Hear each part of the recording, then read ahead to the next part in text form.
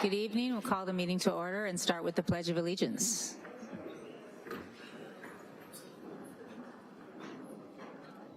I pledge allegiance to the flag of the United States of America and to the republic for which it stands, one nation, under God, indivisible, with liberty and justice for all.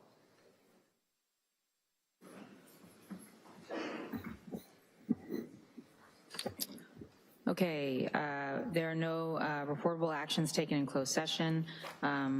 Moving us to C3, which is items considered in closed session for action in open session. I need a motion on case 1819-01. Move approval of the stipulation. Second. Moved by Director Carl, second by Director Sheffield. Roll call vote, please. Director Carl? Aye. Director Sheffield? Aye. Director Christoph is out. Director Fong? Aye. Director Pugh? Aye. President Close? Aye. Motion carries, bringing us to C4, statements of abstention. Seeing none. Adjustments to the agenda. Superintendent. President Close, I'd like to pull item E10. Right. Okay. We will pull item E10 for discussion. Thank you. Board member request for information. C7, approval of minutes of the regular board meeting held on September 26, 2018. Move approval. Second. Moved by Director Carl, second by Director Christoph. Roll call vote, please. Director Carl? Aye. Director Christoph? Aye. Director Fong? Aye. Director Pugh? Aye. Director Sheffield? Aye. President Close? Okay, motion carries, and that brings us to why I think probably all of you are here, the fun part of our meetings, special presentations for students of the month and classified and certificated employees of the month. Director Christoph.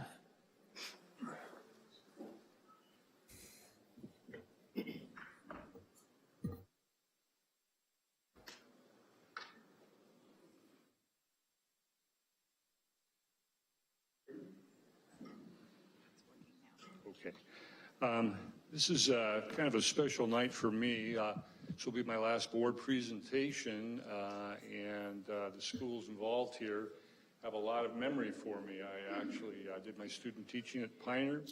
I started my career, my first 30 years of teaching were at Comstock, and I had the pleasure of going back to Pioneer and teaching another 12 years in the middle of my career. So anyway, these are special places for me, and these are all very special people that we're going to honor tonight.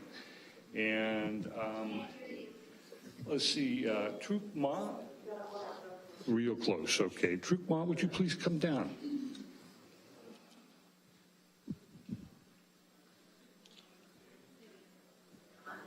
Pardon? Troop Ma, would you please come down?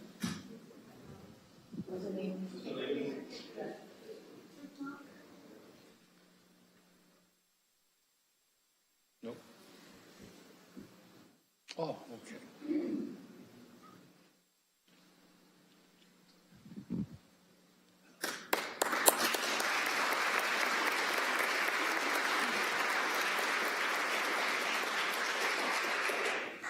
On behalf of Helen Lehman Elementary School, it is my pleasure to present Troop Ma. Troop is a special individual who loves learning and always gives 100% effort. Troop's previous teachers have this to say about her. At first, Troop was a reluctant reader. She soon discovered that reading could be a joy, and then there was no stopping her. In several months, she went from reading easy chapter books to grade-level novels, earning high accelerated reading scores. Troop was always fully engaged in classroom activities. I enjoyed her work ethic and her positivity. In second grade, this is the second one, quote, in second grade, Troop arrived from Vietnam. She was shy and reserved. She began to learn English and build friendships. She quickly picked up everything we were throwing at her, and she happily communicated with others, showing perseverance. Watching her through the years, she has maintained the sweetest smile and a gentle way about her. I could not think of a better candidate for this award. So many thanks for all her hard work and for the wise and thoughtful decisions she has made throughout her time at Helen Lehman Elementary. In PE, Truk always tremendously perseveres and has been able to improve her physical fitness scores in 1 year. Additionally, she is eager and curious about learning how to improve her health. Truk was in my class for 3rd grade. I loved her. She was happy, respectful, smart, and very kind. She is the child every teacher dreams of having in their class. Truk is what every student should strive to be. She leads by example, is humble, and is truly a nice individual. Congratulations, Truk. You are truly deserving of this award.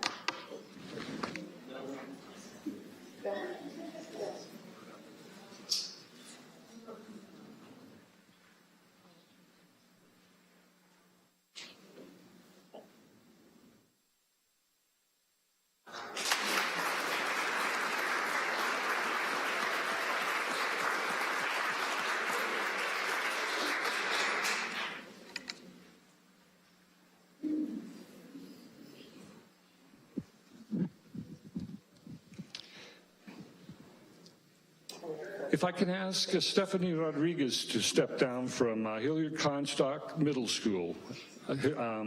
Stephanie is in 8th grade.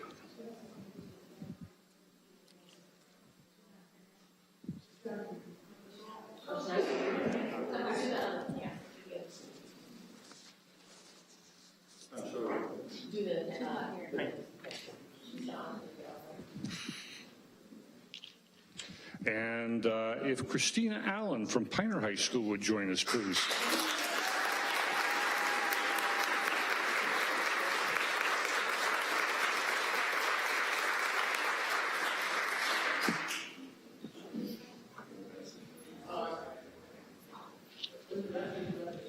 It is Pioneer High School's pleasure to recognize Christina Allen as a Student of the Month.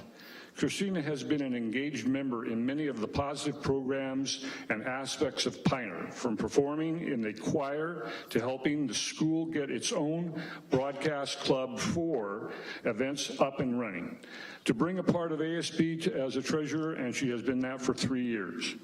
Christina deserves recognition for her commitment to building connections and relationships by being an active member of the school.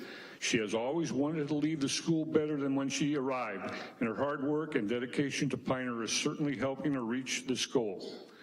You will often see Christina positively engaged with other students, working her best to improve school spirit and performing on stage with our choir. Staff members have these things to say. Christina is one of the most positive students I know. She always puts her best foot forward and works hard to make the school a better place. Christina is a wonderful singer and not only makes the choir better all-around group, but also has been a standout on her solo performances at Pioneer's talent shows. After graduation, Christina plans on attending Arizona State University to study business communications so she can eventually be a human resources director for a corporation.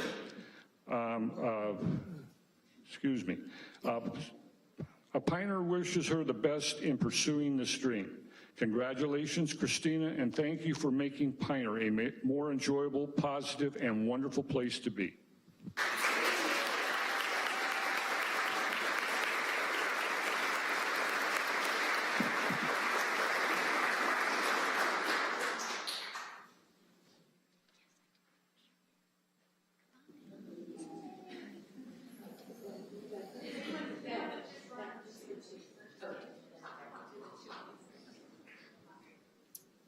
Just sit way over here.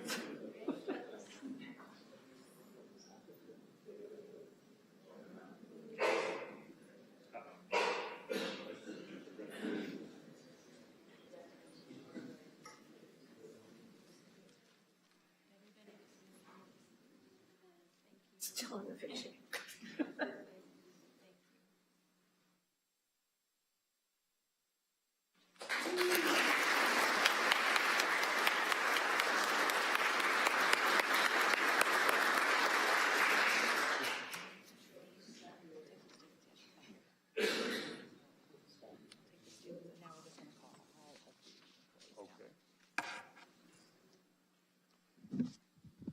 Okay, if I could ask our employees as a group to join me down here.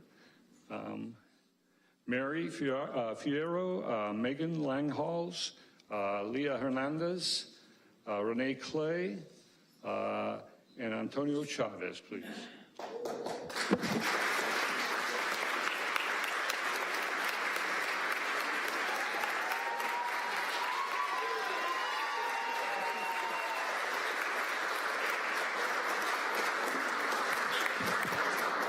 And Susan Cleek. I will start with Mary Fierro at Helen Lehman Elementary School. She is a reading teacher. Typically, when someone refers to a doctor, they conjure up the picture of a medical practitioner.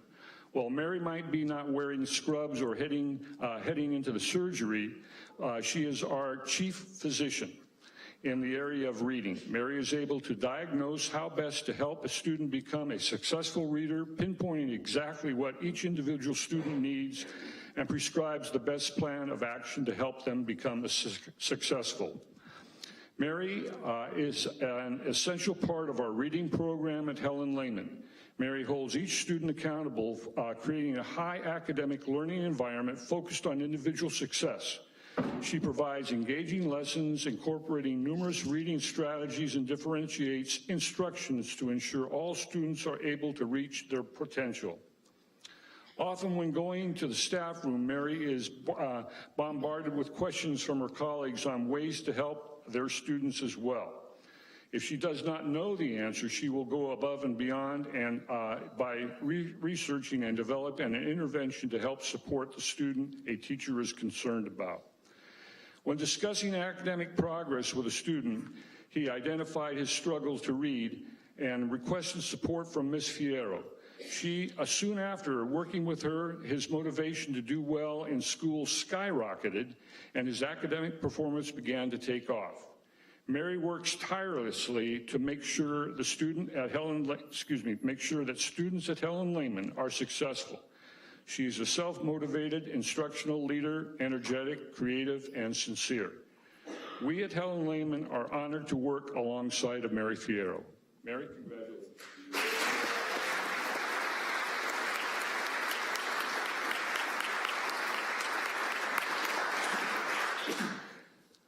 Susan Cleek, Hilliard Comstock Middle School, TOSA and Department Chair. Sue Cleek is one of our content masters and a treasured member of the Santa Rosa City Schools leadership team. She has been with the district for 26 years and at Comstock for 20. She has earned the role of a TOSA and department chair by walking the talk. She is constantly looking to improve and find the best way possible to organize materials so that students can develop literacy.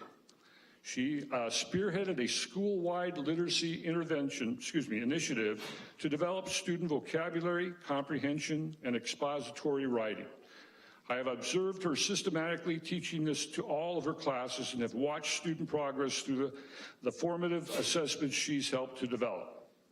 Ms. Cleek developed the initial rubric for our claims/evidence and reasoning writing units, found on Outstanding Curriculum Source with the Stanford Educational Research Project, selected and trained all teachers in Step Up into Writing and adapted it for specific needs using Google Classroom.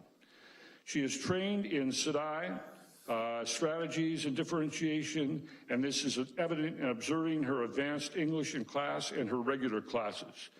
The content is not watered down, but instructional strategies are used to make curriculum accessible to all. Ms. Cleek is adept in data mining and using creative and training others in formative assessments. Her use of data has convinced other departments to jump on board in literacy training and teaching and writing. As a TOSA, she supports other teachers in the development of these skills, especially our newer staff. With great respect and appreciation, the staff of Hilliard Comstock Middle School happily selected Sue as our Board of Education Teacher of the Month. Congratulations.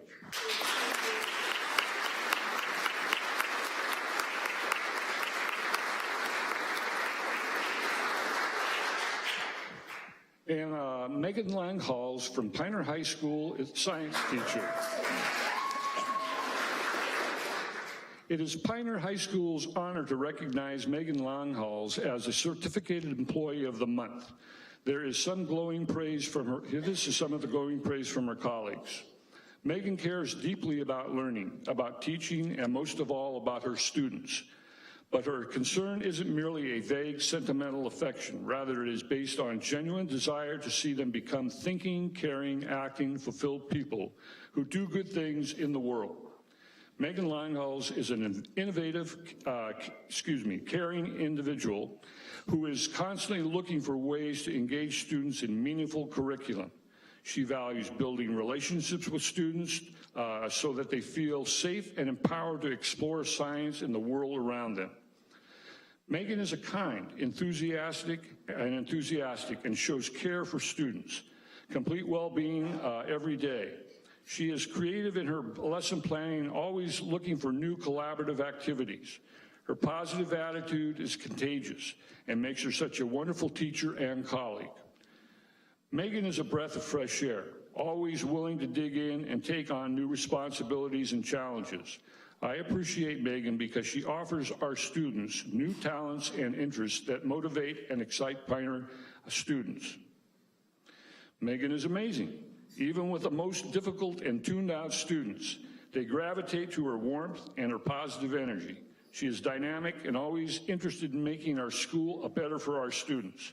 It is no surprise that when she spearheaded the Safe School Ambassador program and brought it here to Piner, she was wonderful at what she did. She is a great coworker and a great teacher. Congratulations, Megan. We can't thank you enough.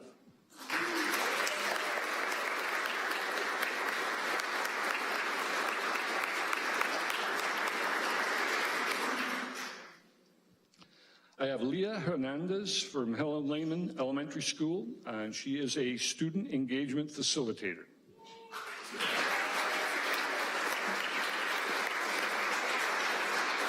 In Santa Rosa City Schools, we draw similarities between our staff being wayfinders and the Disney movie Moana.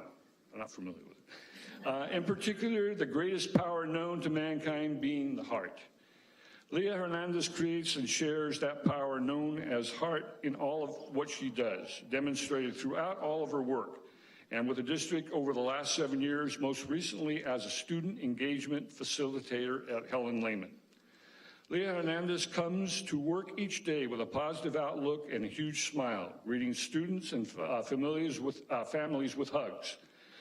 Her dedication to our students goes far beyond the school boundaries. She has heart-to-heart conversations with students to find out what they need to be successful, offers advice, and strives to meet their needs, seeking out partnerships with Santa Rosa Parks and Recreation to enroll students in programs and working with gang prevention task force to support students in crisis. She exemplifies our motto, every student, every day, no matter what. During the day, she runs kickball and basketball tournaments, a variety of games, and a popular dance party during recess. At school events, she uses her her incredible skills as an artist to decorate and face paint. Her after-school programs are highly sought after and fill up instantly. Leah has a gift of making students feel special and heard. She is an incredible partner in students' education, providing a safe place for students, working to support their social and emotional well-being also. At Helen Lehman, we do not need to search for our heart, as Leah truly exemplifies it. Leah, congratulations.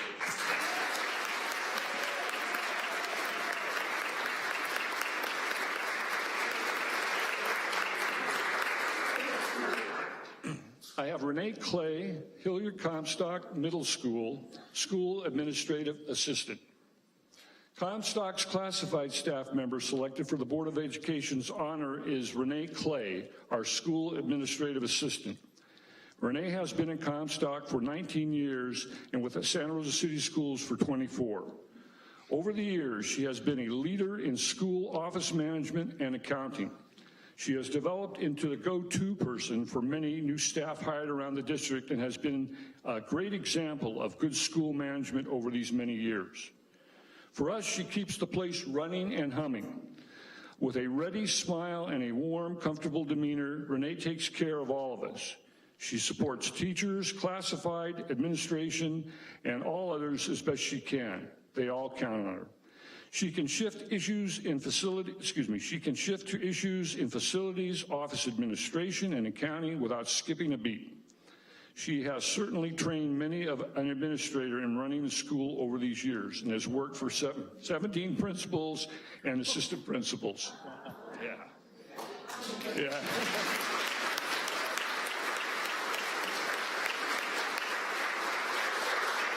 Renee keeps the books for the school and always finds a way to get us the best price on anything. Comstock's budget is always in the black, and the district's budget technicians know they can count on us to do the right thing because of her integrity and ethics. Everyone is so pleased that Renee has chosen to make Comstock her home away from home. We are indebted to her every day.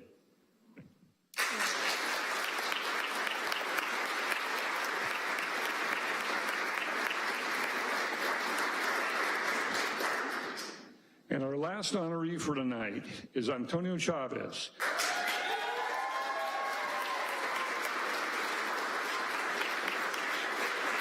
Pioneer High School head custodian. It is with great joy and respect that I present you Pioneer High School's classified employee of the month, Antonio Chavez.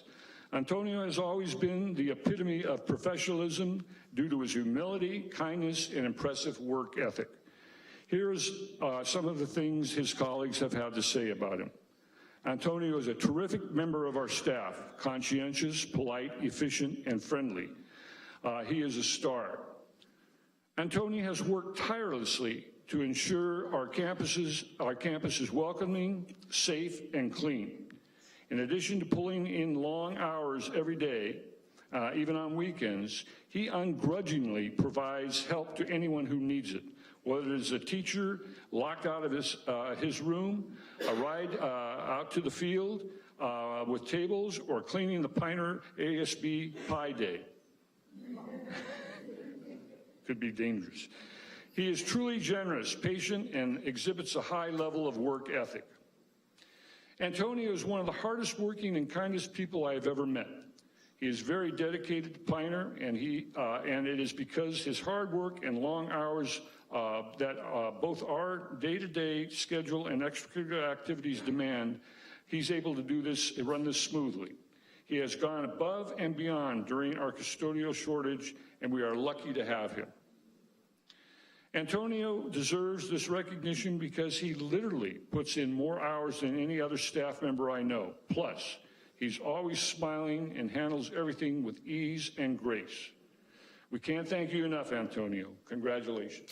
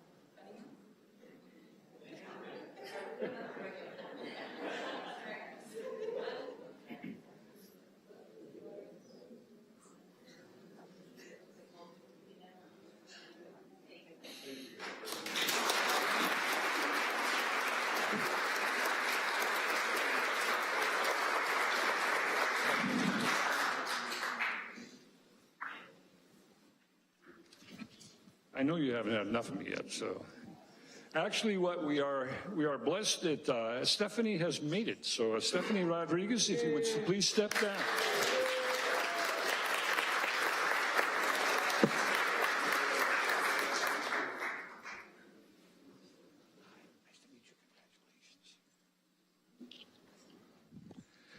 Stephanie is one of the kindest and most helpful students we have taught.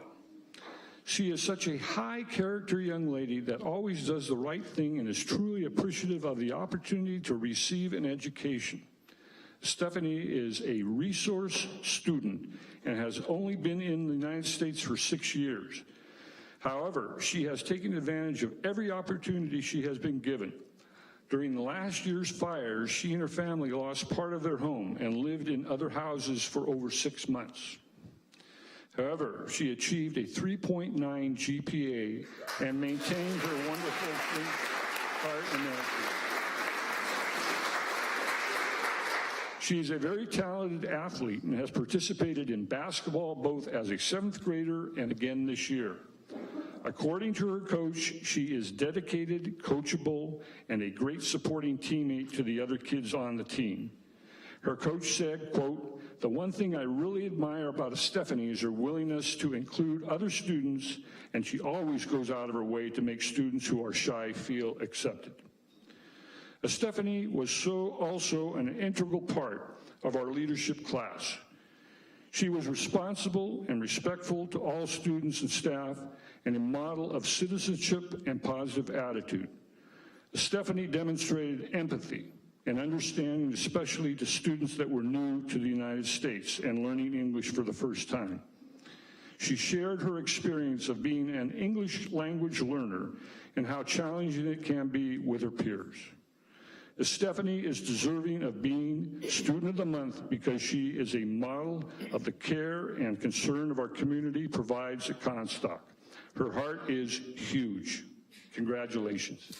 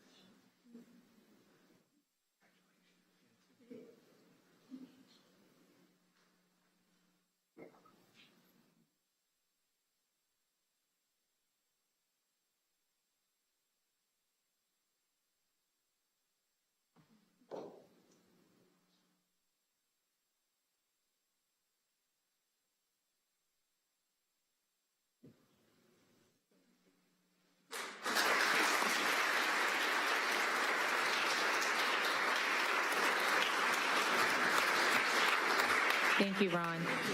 Just for everybody who's here from the Schools for Student of the Month Awards and Faculty Awards, we're going to do the parent-teacher organization reports, and then we'll take a 5-minute break. So if you want to stay to hear those reports, that'd be great, and then we'll take a 5-minute break. So we will start with Helen Lehman Elementary School.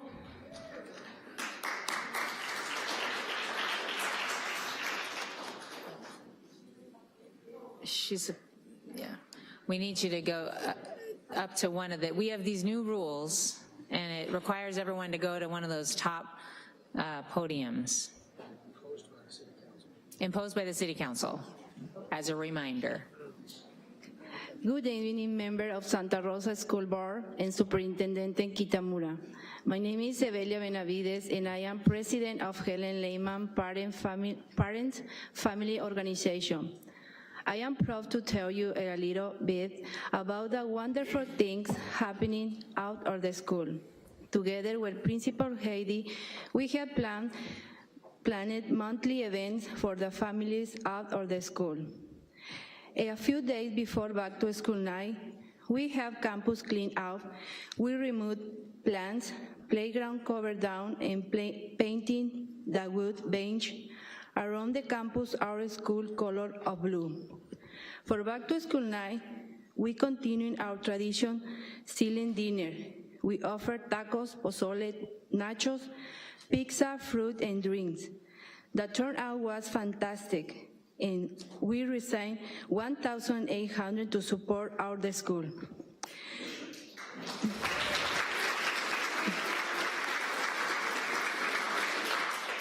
We hold several fundraisers throughout the year to raising money to help support our school. October 19, we will be having a movie night and invite you to attend it. With the money raising, we have been able to help fund sending our sixth graders to outdoor education camp, fifth graders to sail on the tail ships, fourth graders to our state capital, and several other field trips students attended. Our membership continues to grow. Our families are dedicated to their children and want to support our school, teachers, staff, and students. We are proud to be part of Helen Lehman and appreciate having Ms. Haley as the principal along with the rest of the staff. Thank you for your time. Thank you. Thank you. I have a quick question. Since you have a big audience here and you're trying to raise money and it's just next Friday, what movie are you showing and what time is it?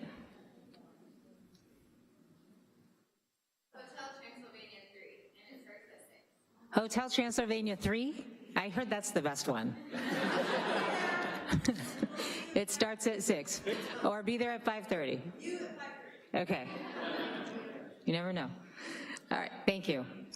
The parent report from Comstock Middle School. So we have parent organization. Just get right to that podium right there. Yep. Do I begin? You just go ahead. Okay. Good evening, ladies and gentlemen. My name is Emilia Barajas. I am the Family Engagement Facilitator from Hilliard Comstock Middle School. I'm here tonight on behalf of our parents, and I'd like to share with you a few words about what our parents provide for us and what we provide for them. So, sorry, I'm nervous.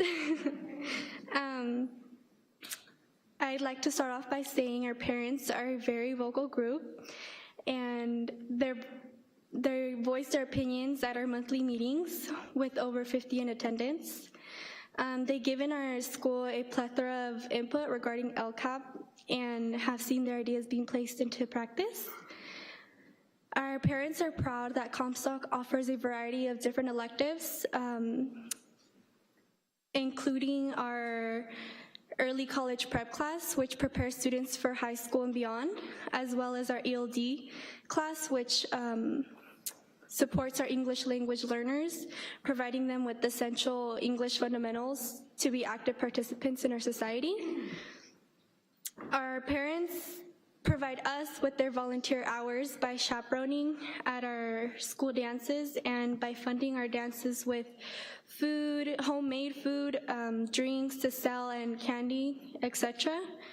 This has kept admissions free for all our students. One of our biggest promotions is our 8th grade promotion, with over 100 families attending to support each student during their rite of passage from middle school to high school. And for the past 2 years, we've raised enough money to send our 8th grade class to go to Six Flags, and we intend to do this each and every year. It's an amazing experience for all the students, and it's an unforgettable experience.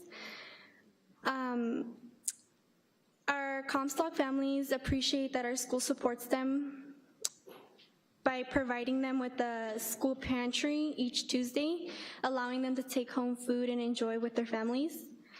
In addition to our parents' education and connections with city and county health wealth organizations, Comstock is an amazing school with passionate and dedicated teachers. We are extremely grateful to be a part of the Comstock family. And thank you for your time, and I hope you enjoy the rest of your evening. Thank you.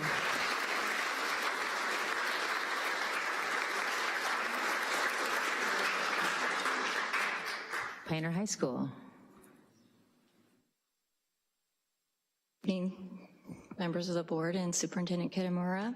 I'm Christine Snyder. I am a member of Pioneer Boosters and co-president of PTSA.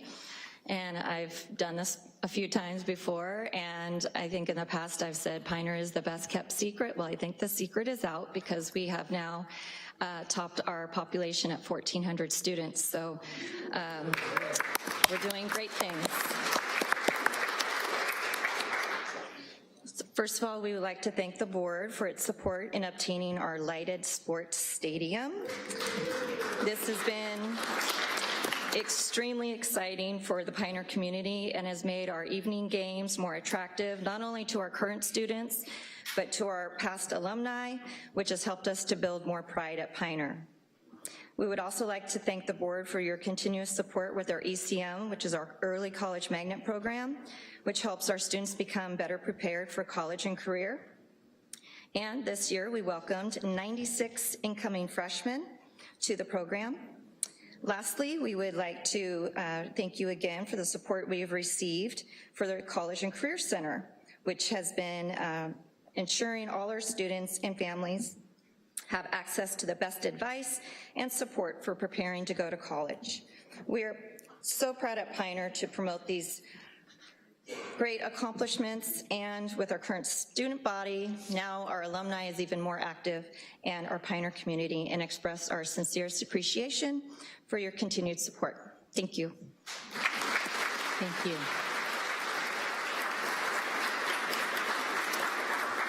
Okay, thank you for those great reports and being here for the awards, and we'll take a 5-minute break. Thanks.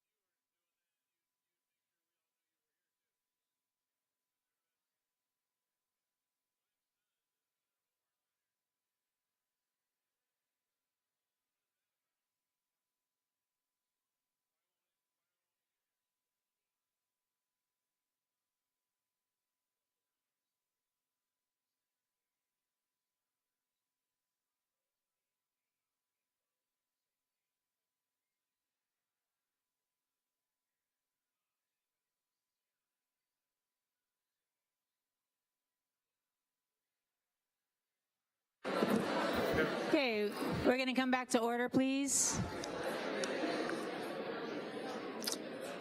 All right, so we're moving on to public comment on non-agenda items. This is the opportunity for the public to address the board on items not on the agenda. You have 3 minutes from one of the top podiums. Submit a blue card if you haven't already and you want to speak. As a reminder, if your comment it relates to or is regarding a staff member, a complaint about a staff member, we would ask you to reserve your comment and direct that to our Assistant Superintendent of HR, sitting right here, and we'll wave in a friendly manner at you. We'll ask you to stop if that's the topic of your presentation. So first we have Ginger Maddock and then Jonathan Moko.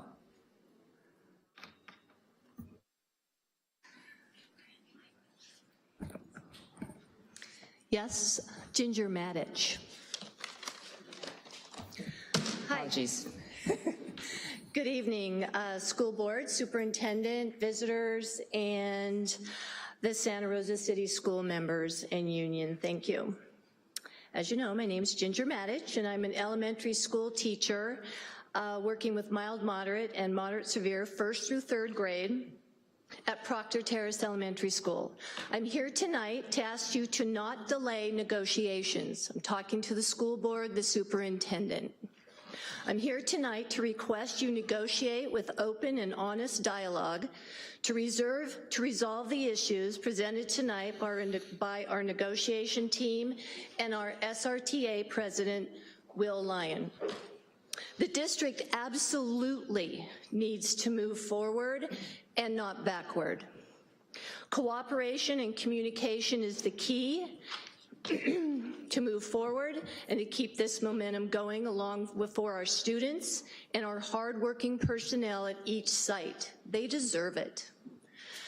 Please don't do the talk anymore or use delay tactics. Just walk the walk, negotiate, work together. I have another issue concerning special ed. I understand why we're taking back SCO classrooms with students to save money, I understand, and to make some money. But why are we putting interns and brand new teachers and new special ed personnel that are not credentialed in special ed classrooms without training in behavior management and curriculum? I feel badly for these teachers. You're setting up the districts for more lawsuits and not quality instruction for some of the most needy students in our district. Spend some money and invest in these new teachers with conferences, classes, curriculum which is functional, and time to observe other seasoned special ed teachers. I'd like to have a shout out to Sonia and Steve and Rebecca Talk for meeting every month for a PROPS meeting. PROPS is proactive problem solving in special ed issues. We sit once a month and it's fabulous. We discuss issues and try and resolve them prior to going to any kind of union or board member issues. Thank you very much.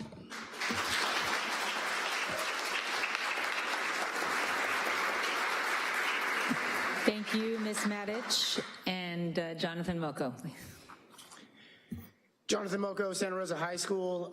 Just here briefly to kind of spread an issue that I think is arising. We've spent a couple $1 million on a new PA system and emergency alert system that has been implemented district-wide. And although my administrator has been in contact with us and is actually working to get us trained, I'm concerned district-wide that we've had issues, and there has been very little training, if any, to staff members. There's been very little training, if any, communication to students. And when we went on an accidental lockdown drill, it freaks students out because they're not aware of the new system. They haven't been introduced to the new system. And I became even more concerned 2 days ago in class, campus-wide. We lost the internet, which means we had no phone system, no internet system, no PA system, no clocks. The whole system was out because of the internet. And that tie to technology is dangerous. If something happened, a crisis were to happen, there'd be no way to communicate with staff members or students. So we don't want that to happen, but it needs to be addressed district-wide. The internet does go out. It's a legitimate concern. So how do we react if the internet is down? Because if there is a tragedy such as an earthquake or a fire or something like that, it's likely the internet will be down. How are we gonna actually use our system that's designed to alert the staff and the students and keep them safe in times of crisis? So please, please, please prioritize this and make it district-wide on how to handle these situations and what kind of backup plans we have. Thanks. Thank you. Okay. CSCA report. Is President Alfonso here? Yes, she is. Welcome.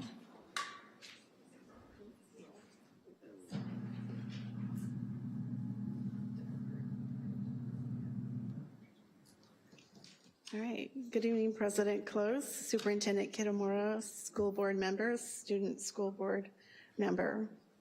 I'm looking forward to our first LMC meeting coming up tomorrow, and that we can finally move forward with a project and make it successful. Recently, our state CSEA published the 2018 compensation survey. I'm in the process of pulling just Santa Rosa City Schools out of this huge document, and we'll be presenting it to the district, where we can compare and share and see what we can do to move forward to retain, attract and retain qualified, classified employees for this district. We have more members leaving to go to other districts and to the outside public sector. We used to be one of the places to work.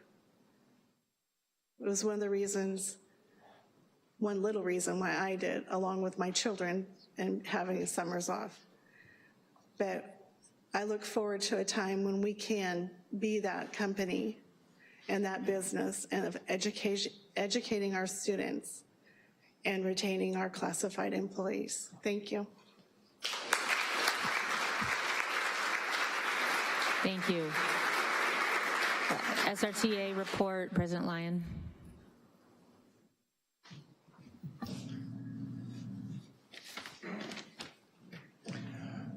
Good evening, President Close, Superintendent Kitamura, members of the school board, members of the community, and my SRTA friends who are here tonight. I'm William Lyon, President of Santa Rosa Teachers Association, representing 975 teachers, counselors, psychologists, nurses, speech language pathologists, and other educators in Santa Rosa. I am here tonight with my SRTA friends to sunshine our openers. As you know, we have locked in a raise for this school year. We will be getting an additional 1.5% onto our salary starting January. We also have increased our healthcare contribution to $5,300 for this year, so we are locked in for this year. We are talking tonight about negotiations which should start now on a successor contract for the 2019-2020 next school year. The rules, as you know, are that compensation, including health care, is always on the table. In addition, we get to open up to 2 more articles in the contract, and the district gets to open up to 2 more articles. So instead of negotiating the entire contract this cycle, we could negotiate up to 5 articles for next year. We look forward to hearing which articles the district chooses to open, if any. I want to make it clear that we are not here to pick a fight or cause trouble. We've asked our members to come tonight to demonstrate that our negotiators have the support of our members. Without attaching blame, I think all sides can agree that the last 2 negotiating cycles did not go well for either side. 4 years ago, we had what I call as the 5% is fair year. We didn't start negotiations until January, and we didn't get a deal until 2 days before graduation. That caused a lot of labor management tension, to put it mildly. While the agreement was a win-win for the district and SRTA, the process was bad for students and staff, and forward not backward means we should work hard together to avoid that labor management strife. Last year's deal was made after 2.5 years of fruitless bargaining and after our members worked for 1.5 years without a contract. We made great strides in treating each other with more respect and professionalism. I'm grateful for that. Even as we went through fact-finding, which was painful on all sides. Forward, not backward means we should meet at the table soon and reach a win-win agreement that benefits students, staff, and the district, and we should do it well before our contract expires. Ideally, we will have an agreement we can all be proud of well before the next hiring season to signal to educators across the county that Santa Rosa is a destination district for students and staff. That said, we would like to officially share our sunshine, our openers. I don't want to bargain in public, and I don't want to share the entire proposal, but I want to announce the openers and give you a few of the reasons why. For compensation, we'll be asking for an ongoing increase on the salary schedule for all members that will keep President pace. Lyon, I think this is part of a public hearing and on the open agenda, and I'd ask you to reserve that for that portion of the evening. This is my report to the board. We weren't invited to be in the report that's going on that. Were we? If we were, I missed that. Yeah, this is a public hearing, and you can make any comment you want at that time. Are you directing me to stop giving this speech now? I am. If you could reserve those comments for the appropriate time. We've got a lot of people here, a lot of your members, but a lot of other people here for a lot of different things. And just like we ask people to comment on non-agenda items at the right time or agenda items at the right time, I ask you to reserve your comments for the appropriate time. I'm not making any comments on that. I'm giving my report. But if you're directing me not to give my report, I don't mean to fight about it, but that's an unusual directive. I just made like 8 comments about how I want to be nice together. It's really weird that you would make that comment, but I'll leave it there. Thanks.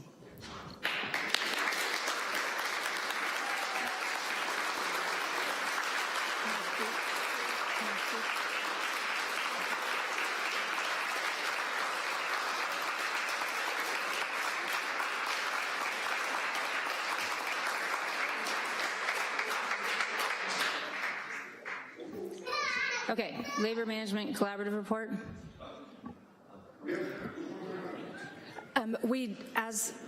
Good evening, President Close, directors, Superintendent Kittamura, members of the public. As President of CSEA Alfonso mentioned, there was a group that went to the LMI conference in which we were learning how to collaborate together, how to problem solve in relation to student need through a lens of equity and access for all students and supporting staff in that work. There were 9 members of the team that attended that conference over 2 days, 3 from classified, 3 from management, and 3 from SRTA. There were many models presented by districts who were there, and what was interesting to note is how many of them said there's no one right way to do it. It's the context of that district. And so as we move forward with tomorrow's first LMC for this year, we want to look at those same commitments to problem solving, to the commitment to communication, and the mutual responsibility that it takes for everyone in the organization, and that we will invite not only members of the board, but the greater stakeholders and public of our community to join in that work as needed. As we engage in these meetings monthly, they are the second Thursday of every month from 3:30 to 5. We will present reports, and from here out, I would also invite my partners in CSEA and SRTA and in management to co-construct and co-present those reports to the board moving forward. Thank you. Thank you. Can somebody shut the door? Thank you. Superintendent. Thank you, President Close. Members of the board, my report really is about something I did today that I'm a part of and have been. I think this is going on my second year. I'm very, very fortunate to have been selected to be a part of the California School Boards Association Superintendent's Council. We meet twice a year. There are approximately 17 superintendents that represent regions throughout the state of California. Today's agenda had so many different things, but I just want to go through some of the things that we talked about and that I am able to represent Santa Rosa as well as other educational, anybody in education actually, but at least the voice I think of Santa Rosa. And so some of the things we talked about today and heard about were what was going on with Janice, how things were going there. Prop 98, very interesting. I'm going to have to dissect everything that I learned because I think that there's so many different things happening with Prop 98 that I think it would be very, very worthwhile for the board to be able to have a discussion about. We then heard about the most recent Charter School Task Force report. So there is a Charter School Task Force that has come together, and they have actually published their recommendations and findings. And so I want to share that with the board as well as their charter community and anybody else who might be interested. And then we moved on to what's new and what the CSBA is advocating and serving. This is the packet. I'm going to see how many pages it is, but there are so many different new laws and laws that are pending, laws that are being developed that are going to affect education in California, going to affect Santa Rosa. And so we need to be working to be on top of that. The major one is full and fair funding, and you've heard my fellow board members talking about that. CSB actually did a polling for it, and they're not quite ready to release the results, but as soon as they are, I'd love to share what the polling is looking like on full and fair funding. The CSBA also, they shared Gavin Newsom's educational plan, so I have a copy of that. Extremely interesting what his educational plan. It sounds and it looks like it's very similar to some of the plans that we have, so I think that looks promising, but we never know what's going to happen in the election. We then talked about, we ended out the day talking about a survey that was given to superintendents, I think at the most recent safety conference actually in July, around marijuana and school safety. And so they talked about the results of that and some of the next steps that'll be coming about as a result of it. So that was a full day, and well, that's my report. Thank you. I just have two things for my report, and it's just a really opportunity to brag about some of our staff members. The first thing is that I've been involved in the development of a new program for by the CTE Foundation called Sonoma Corps. That's going to be a scholarships for service kind of program where you learn in your senior year about different developing your career skills and learning about different career opportunities, and then in a gap year or a bridge year, as I think we're calling it now, you actually work an internship in one of the areas of employment in our county developed or identified by the EDB as crucial to our economic recovery, and for that you get scholarship money for post-secondary education for 4 years. And the reason why I'm involved in this is because I go along to pitch for money to talk about where the school is going to be, or where the program is going to be piloted, and that would be Pioneer High School. And I talk about why that's a good choice and the demographics of the school community, and then invariably they say, well, what about the leadership of Pioneer High School? And I say, well, that's a really big part of this. We have this young, dynamic, passionate, equity-minded principal who is equal parts bursting with energy and soothing and calming. And that's Tim Zanardo, and he's here tonight, so I just wanted to mention him. So, and I think we got the money, so it's probably owing to my description of Tim, I think. They are very confident in the leadership. And the second thing is, board members, we rarely get to see staff really in action. But because I have for a few years gone on the Dr. Seuss birthday, read aloud day to Helen Lehman, I actually have got to see both of the staff members who were honored tonight, Ms. Hernandez and Ms. Fierro, in action, and I can say that it is so clear why they deserve those awards. Ms. Fierro is so organized in putting on that program and is so passionate and so fun and cares so much, and it's really great to work with her and to see her do her thing. And then the same thing is Ms. Hernandez is in the office dealing with parents and students and staff, always with a smile and the kindest words and the kindest heart. And so it's really lovely to see our staff members, and it was great to see them honored here tonight. And because we had awards tonight, we don't have board member reports, but we do have a CSBA NSBA report from Director Pugh. Just want to share quickly, I've been traveling all around our district, talking with faculty and parents. I get a good feeling that this year has started off really well.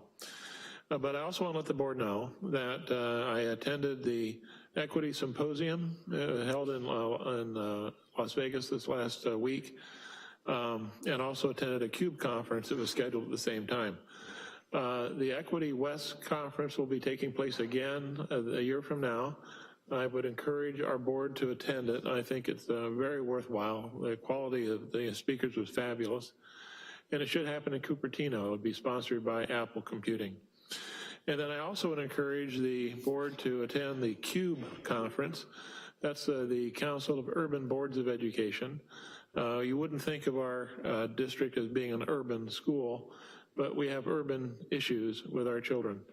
And consequently, the information gained is well worth the ticket price to go. I would encourage our board to do that. I'm going to pass down the CUBE annual conference document so you can see what takes place at that meeting, and if you have the opportunity next year, it'd be well worth your time to attend. Thank you so much. Thank you. Okay, we're going on to the consent agenda. We need to pull E10 for discussion. Superintendent, did you want to speak to that? Let's do E10 first. Oh, we never do it that way. Okay. Good evening, President Close, Superintendent Kitamura, members of the board. Tonight, we bring forward the bid results for the classroom safety door lock hardware bid. As outlined in the board cover, we extended the date to October 10th in order to receive bids. I will let Director Brath fill you in on the details of the bid results. Good evening, Superintendent and Board. As Ms. Dretzen relayed, our first go around, we received no bids. We reached out to the people that attended the bid walk and asked them why we didn't receive any bids. They all brought to our attention, they were a little worried about the timeline with the magnitude of work, so we extended the completion date by 30 days. 4 of the original 6 that attended the bid walk said they would bid. We did receive 2 bids today.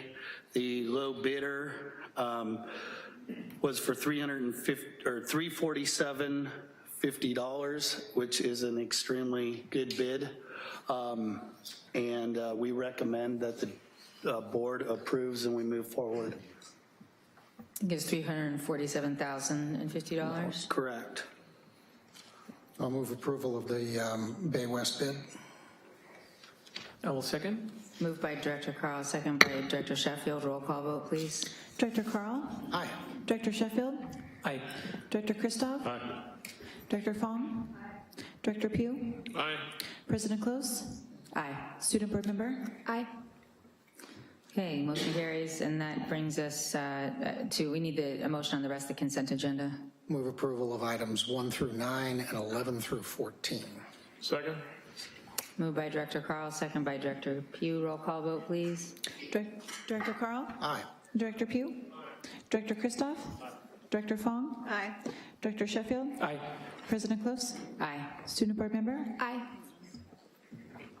Okay, motion carries, bringing us to the F agenda. F1, discussion item, Santa Rosa High School FFA, Agricultural Issues Team Presentation.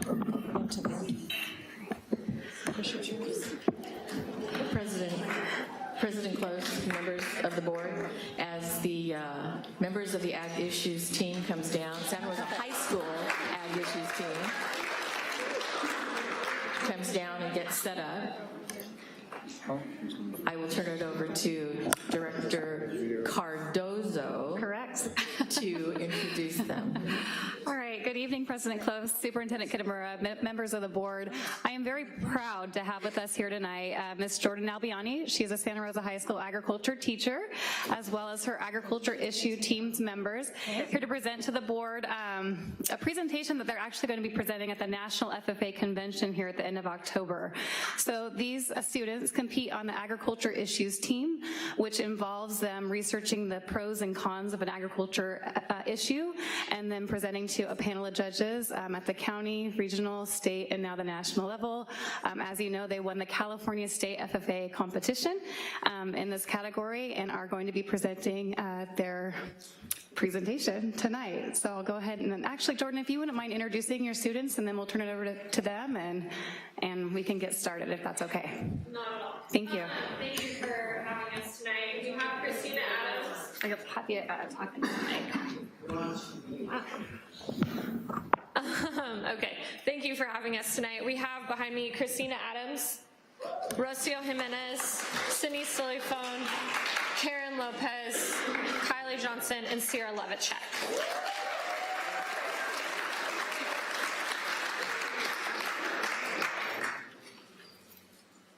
Are the judges ready? Go ahead. Moving on to the next item on the agenda. There has been a repeated question raised regarding any fire prevention methods Sonoma County may be implementing prior to the upcoming fire season. As a County Board of Supervisors, we have brought forward a panel of professionals to explain the benefits and challenges of prescribed burning, logging, or grazing. Farmers are wary of increased burns because of where they fall under with government protection and their limitation to grazing public lands. Legislators are constantly pushing for more funding and legislation to protect it. CAL FIRE cannot meet the demand if more controlled burning is required. And environmentalists are alarmed at the rate at which the atmosphere will continue to deteriorate with increased burning, logging, or grazing. Finally, the logging industry considers itself a solution in this issue. Please join me in welcoming Sydney Silifone, representing the California Natural Resources Agency.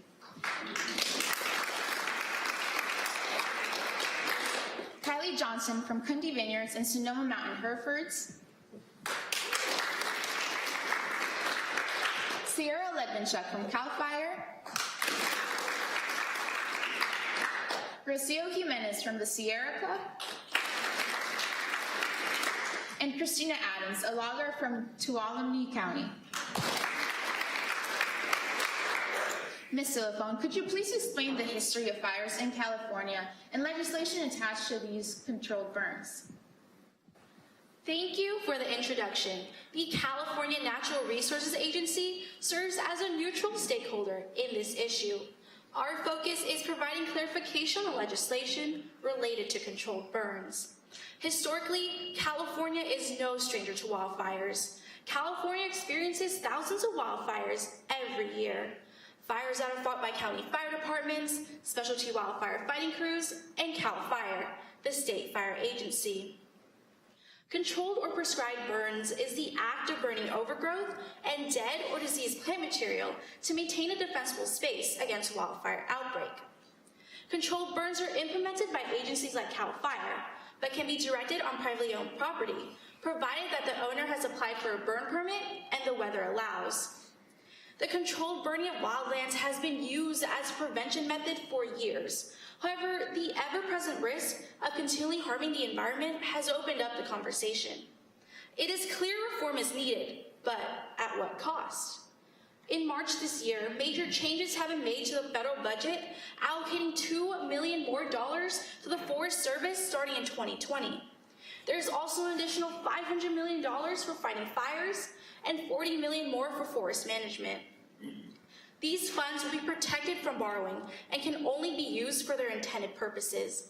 In addition, the California Environmental Quality Act and the National Environmental Protection Act, or CEQA and NEPA, are undergoing proposed changes focused around funding and project jurisdiction as a result of the many natural disasters.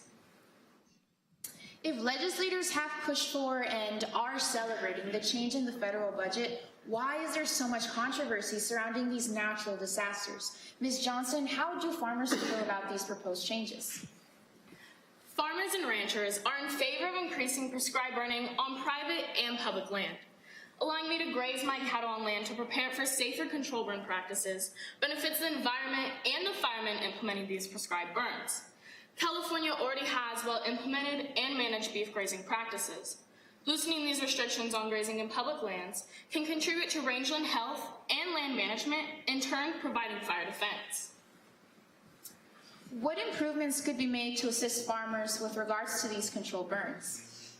We pay taxes to the state for fire protection and use the state and federal agencies' regulations when performing prescribed burns. But if a fire becomes out of hand on our property, we cannot rely on the state to come in and help defend against it. In addition, while grazing is recognized, CEQA and NEPA dictate the process related to environmental protection, including control burning on private and public lands. Farmers consider themselves stewards of the lands, placing rangeland management as top priority in how they operate. Vineyards even act as fire breaks and are maintained for that purpose. Interesting. So, Ms. Silifon, what legislation is currently in place to assist farmers or residents with regards to fire relief or control? In February, Assembly Bill 2091 was introduced promoting the formation of a committee to discuss increased funding for controlled burns. The committee will be formed from government officials, environmentalists, and property owners to create appropriate budgetary needs in accordance to legislation with regards to the controlled burning of agricultural and wildlands through the Department of Forestry and Fire Protection. More specifically, for private landowners, Assembly Bill 2896 reforms the process by which farmers and ranchers request permission to perform prescribed burning on their land, and seeks to improve how private landowners receive aid in creating defensible space against wildfire outbreak. Currently, private landowners cannot create fire breaks if there's adjacent state-owned land. This act will require requests for fire barriers to be filed with CAL FIRE, with action taken within 90 days. Finally, the Wildfire Prevention Act of 2017 attempts to improve fire prevention to take pressure off state and local agencies. These two pieces of legislation seem like they favor farmers and ranchers. CAL FIRE helped establish regulations on defensible space and even act as the first line of defense with these fires. Ms. Levenchuk, is the organization equipped to meet these needs? Currently, CAL FIRE is against any increase in prescribed burning without proper funding and preparation.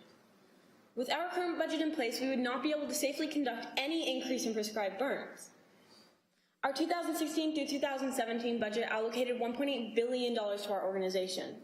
$943 million are specifically for wildland fires, and $424 million are for emergency relief.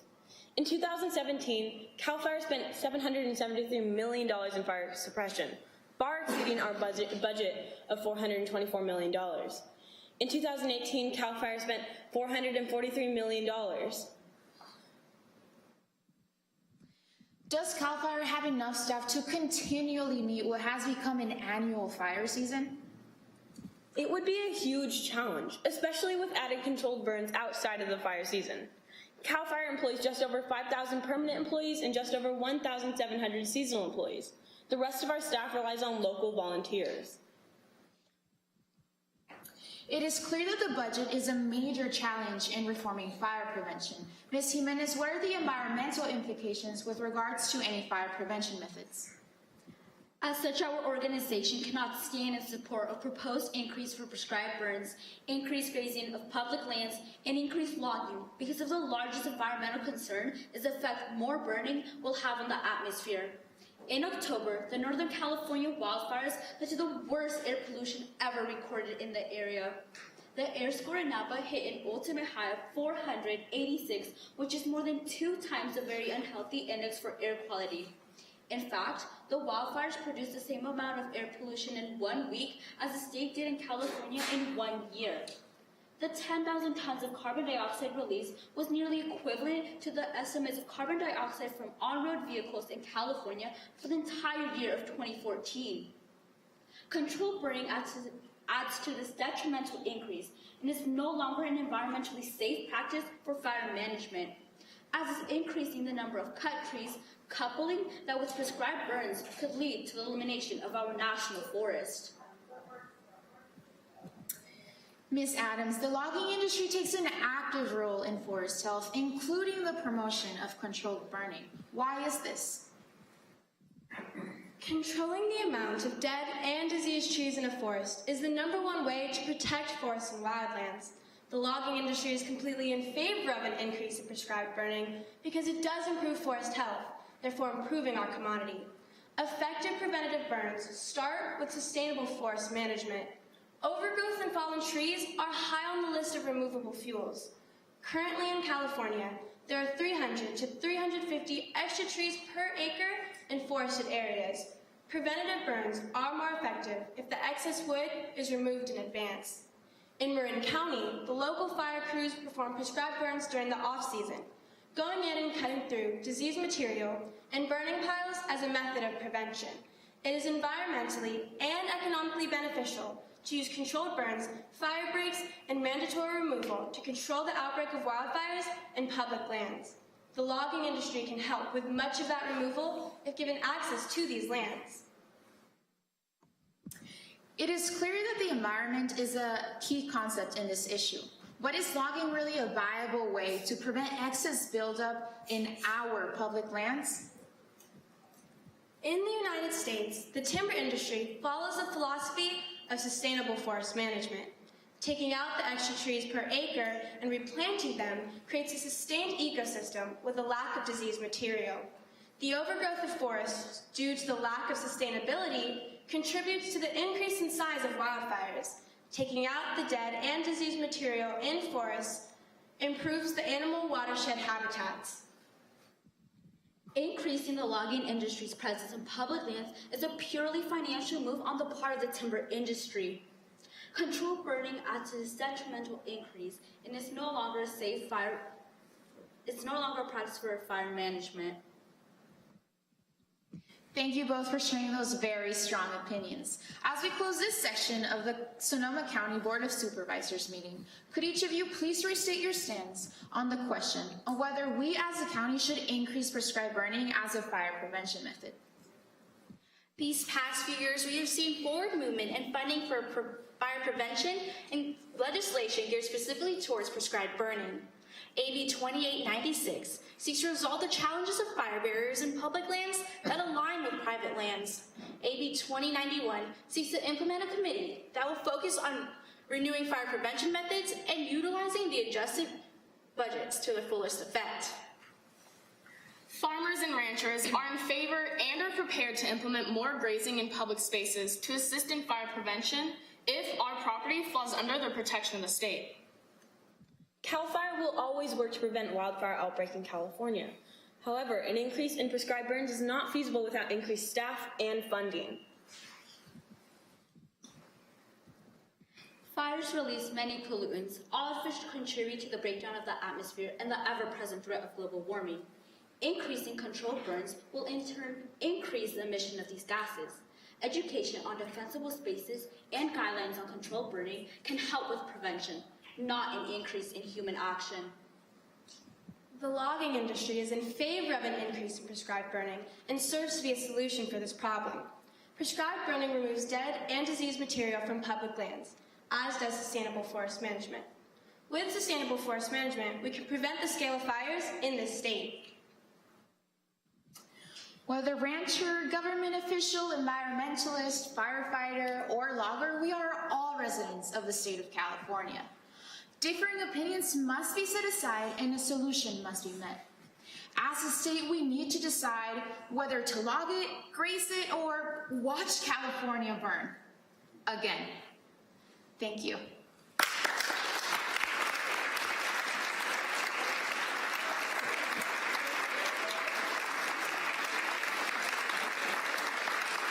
Wait, where are you guys going? Get back up there.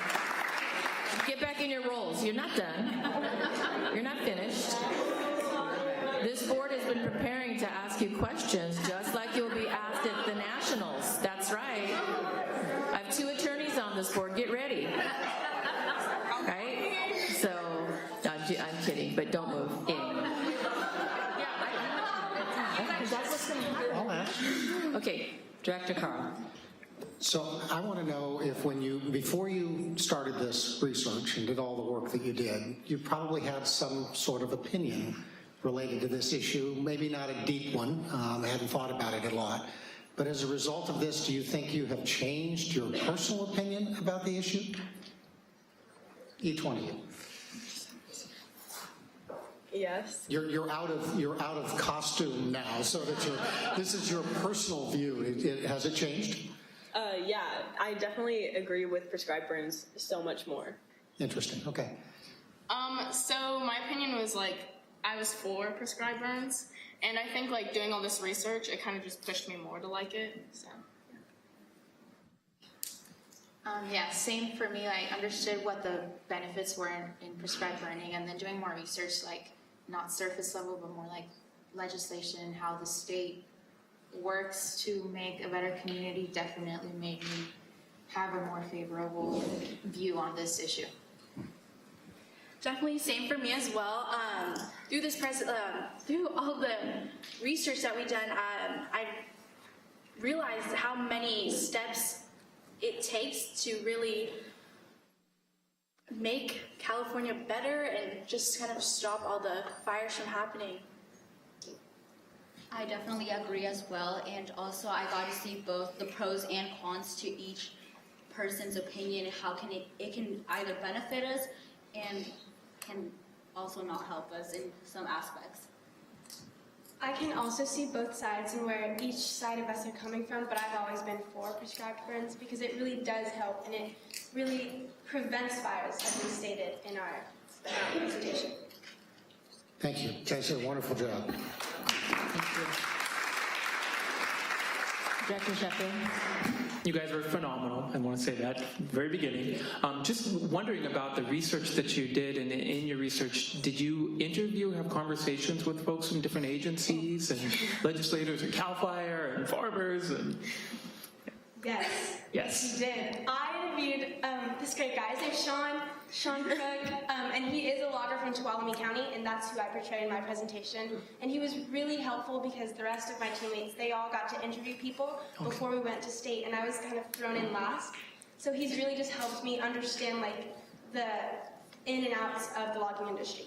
And their perspective, that's really important, yeah. He's definitely for prescribed burns. So with the Sierra Club, it was basically all off on their website because they do detail everything how they see the issue as, and it gives their opinion, and it helped me just read and understand where they're coming from. As a government official, I pretty much looked at all the California legislation and really got to know them better. Sorry. So I'm the superintendent, so I'm supposed to be a neutral zone for this issue.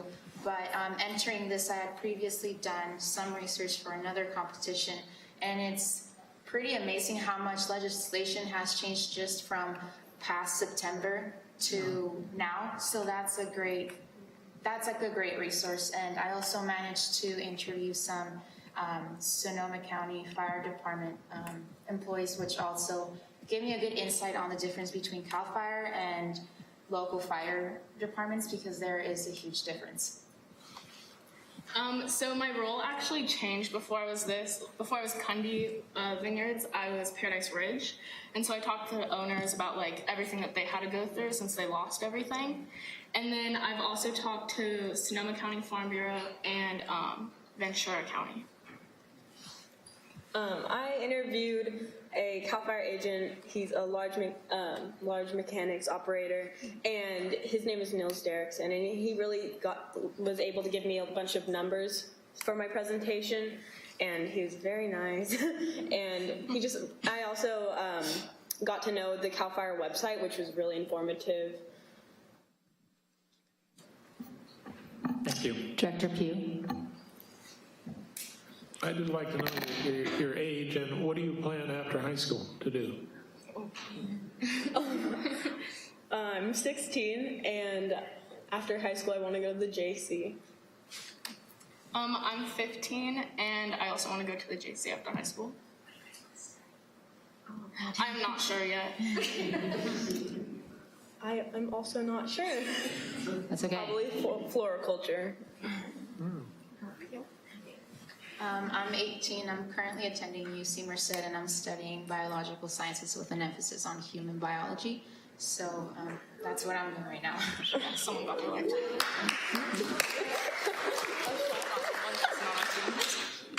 I'm 17, and after high school, I want to attend the JC and go into the medical field and be a pediatrician.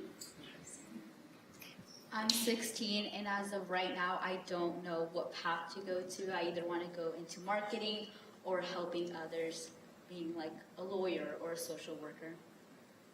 I'm also 16, and after high school, I want to go straight to a four-year college, and I either want to study, or major in business, medicine, or psychology. Very good. Thank you. So, and all of you said different things, except for a few of you said, I don't know yet, which is totally okay. But do you think that no matter what you do, that this experience will help you pursue your further education and career? Definitely, because in Massachusetts, it's really helped, we've gone to so many places and spoke in front of a lot of audiences, and it's helped us with public speaking and communications and all that kind of thing. So it's really just been helpful, for us. It's like a growth for us to go through.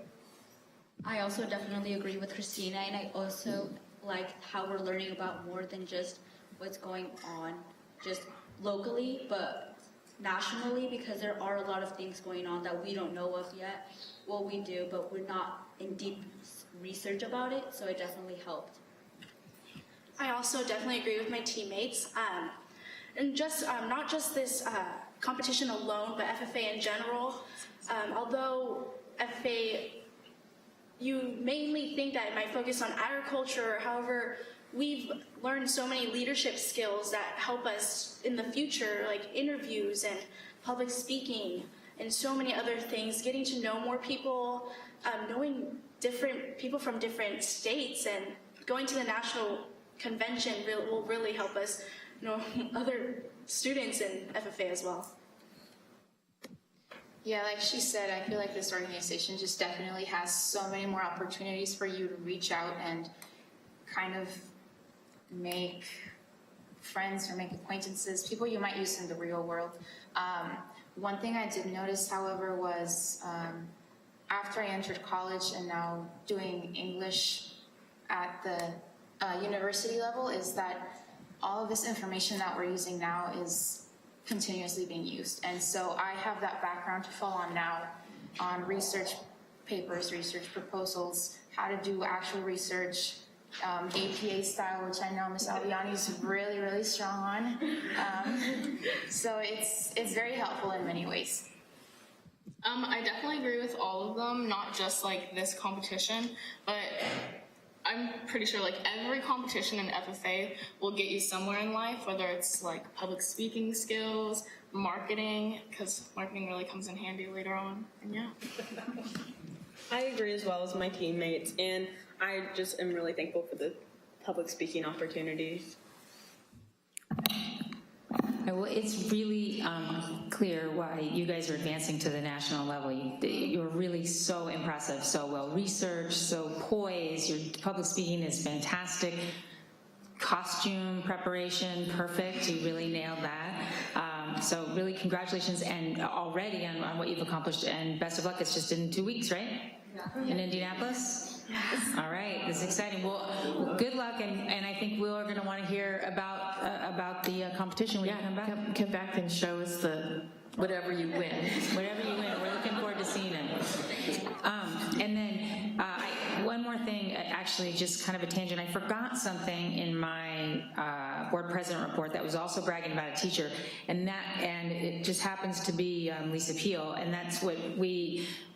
Director Fong, Director Anderson, Director Pugh, and Superintendent and I went to an event at SCO that Dr. Harrington put on. We're real grateful for him to do it about A through G and CTE working together. And one of the really most impressive parts of the event was the teachers who do such a good job at that, at combining the two things. And Lisa was there. It was really impressive. And so I just wanted to congratulate her and acknowledge her for that. So.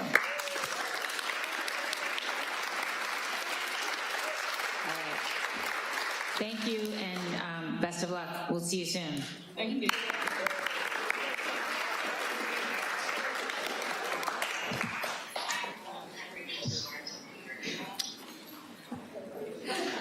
Okay. F2, school site reports from the principals Helen Lehman, Comstock, and Pioneer High. President Close, members of the board, this is a new process that we're going through at each of our board meetings that we have our student awards and our staff awards. The principals will also be giving, from those same schools, will be giving a review, an update, an idea of how they are working at their schools to connect the strategic plan, the LCAP, their SIPSAs, to the work at hand, the work that actually shows up in the classrooms with our kids. So with that, we're very, very proud to have our first three principals present tonight. Are you scared of me? Come on. I'm right here. Good evening, Superintendent Kimura, President Close, and board members. I'm Elisa Haley, and I'm excited because I get to be here and present to you the wonderful work that we work very hard to do, and I firmly believe in. So I'm going to go ahead and begin.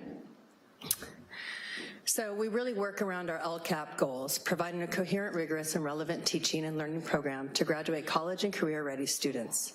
Our goal, too, increase student and family wellness and engagement through the full-service community model. So Santa Rosa City Schools, we have a theory of action, and do you have it in front of you, or you'd like me to read it? It's okay. Okay. Okay. So this is something we really work to through as a district and really discuss. So at Helen Lehman, our goal is to increase student literacy in reading, math, and writing. Our goal number 2 is to decrease chronic absenteeism and tardiness by 0.5% by the end of the school year based on the previous year's daily attendance. So 17-18 was 86%, and currently we're at 97%. So we're doing it. These are our school site members, and I have to say we just had a school site council meeting. It was very exciting because we had 100% turnout, and within the 5 years that I've been there, that has never happened, so that was a big win. We have a DLAC representative, Marco and Maria Barragon. Our ELAC president has just changed because we had new elections yesterday. So it is Mrs. Garcia, and then we have 3 people that represent us: Cindy Balamontes, Martha Rodriguez Garcia, and Susana Vieira at District Advisory Council. Okay, we go through the inquiry cycle on a regular basis at staff meetings, really talking about student data, where we need to go, and how do we get there working together as a team. At what we do, well, I'm going to brag about a program we use at our school. So this is what it's all based upon for our cycle of inquiry for just this program alone. So we ask our staff, how do we get students to make meaning from text? How do we get all students reading for comprehension by the end of 3rd grade? How do we foster student collaboration and participation with one another to have meaningful discussions around articles, books, and other texts they have to read? And then lastly, how can we build upon the notion of making meaning of text at all grade levels? So we began by analyzing evidence. Students not retaining phonemic awareness, not reading at grade level. We had to determine a focus. So our focus is reading comprehension by the end of 3rd grade level. I call it the implementation and support is all hands on deck, and I'll go into that as we move forward. Kindergarten has a supported instructional assistant for 1.5 hours a day. They work one-on-one with students, really helping them with phonemic awareness. 1st through 3rd grade go through a 40-minute blocks of specific student needs in the area of reading, using all staff available, providing teachers' aids, instructional curriculum to address groups, core phonics screeners. They're tested every 6 to 8 weeks to see progress. We analyze that information using our DRA scores, using core phonics screener, using DIBELS, a SIPS placement test, internal assessments to assess and to move students forward. The impact. So it says over here, it says 64% of students leaving 3rd grade are reading at or above grade level for comprehension. So I'm gonna skip down one, and we use a metric, the DORA, which is a Let's Go Learn assessment.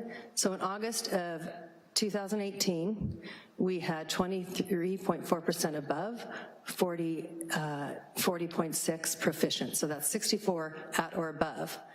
But the exciting thing with our Walk to Read program, which we'll go into, is the core phonics screener and the SIPs and the information we're getting from this. So in 2015, when we started it, 32% of our kids in 3rd grade at the end of the year were at grade level.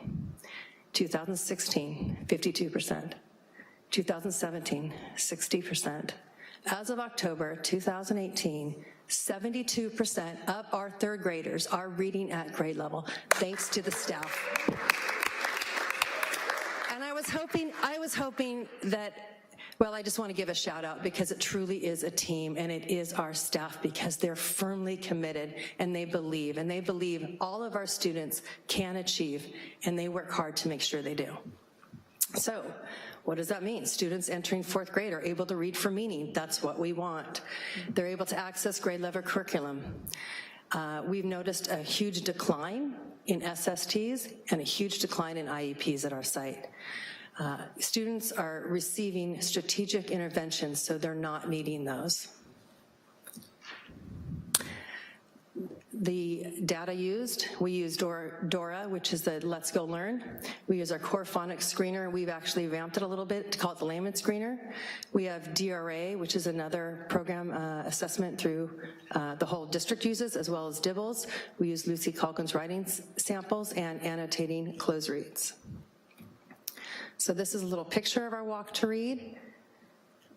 I call it all hands on deck, because you'll see of 74 1st grade students, we have 10 adults serving those kids. We have our 4 teachers, we have our reading specialists, we have our TOSA, we have our educational specialists, we have 3 instructional assistants. So we're able to divide kids up. We provide the curriculum. So staff is not having to search what to do. It's all systematic. And in theory, the curriculum moves and we rotate as kids move up. Okay, this is our data, which I touched upon, so it's exciting for us. Once again, our Walk to Read and our coherence. So we are increasing student literacy in reading, writing, and math. We are leading and guiding focused professional learning. We're recognizing and implementing quality instruction. So we all keep asking ourselves, how do we get students to read for comprehension by the end of 3rd grade? How do we make meaning of text at each grade level? In your packets, you'll see 2 forms that actually talk about it's got an action plan. So one was done in the 2016-17, one was 17-18, and you'll notice that we go back and we change things because it's a living document. We change it to fit our kids' needs, and especially as they grow. We use evidence of impact. increasing comprehension measured by the DORA, Core 5 Screener, SBAC test, lower referrals for academic testing in early grades. And I put to be continued. Watch us grow. So that is Helen Lehman. Well, a part of it. Do you want to ask questions now? Or I think so. Well, it's kind of fresh, yeah. Questions, comments for Principal Haley? Director Sheffield. Actually, just one question, and amazing results on the reading and literacy, just absolutely amazing.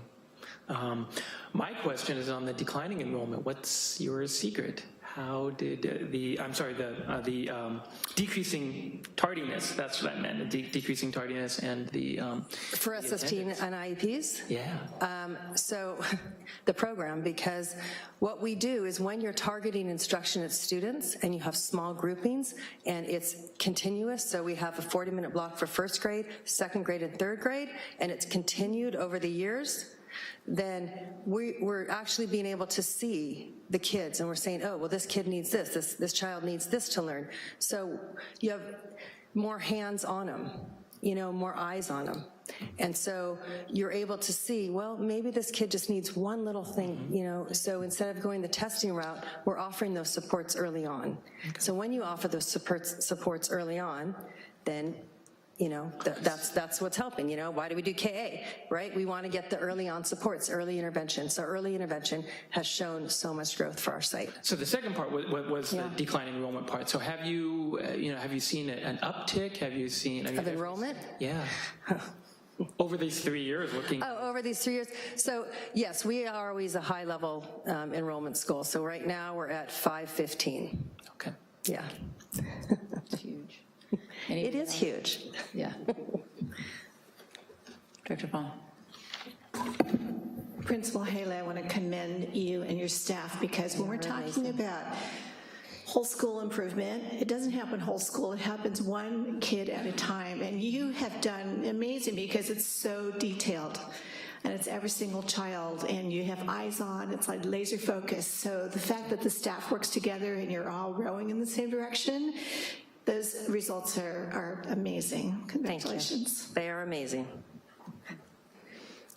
Yeah, congratulations on that success. We know how huge third grade literacy is, and so those numbers are just really important for students, for the community. It's such a important marker. And I've had the pleasure of spending some time at Helen Lehman, more there than probably any other elementary, and I see that it is a well-run ship every time I go there, and real impressed with the staff and the energy there. So keep up the good work, and thanks for the good report.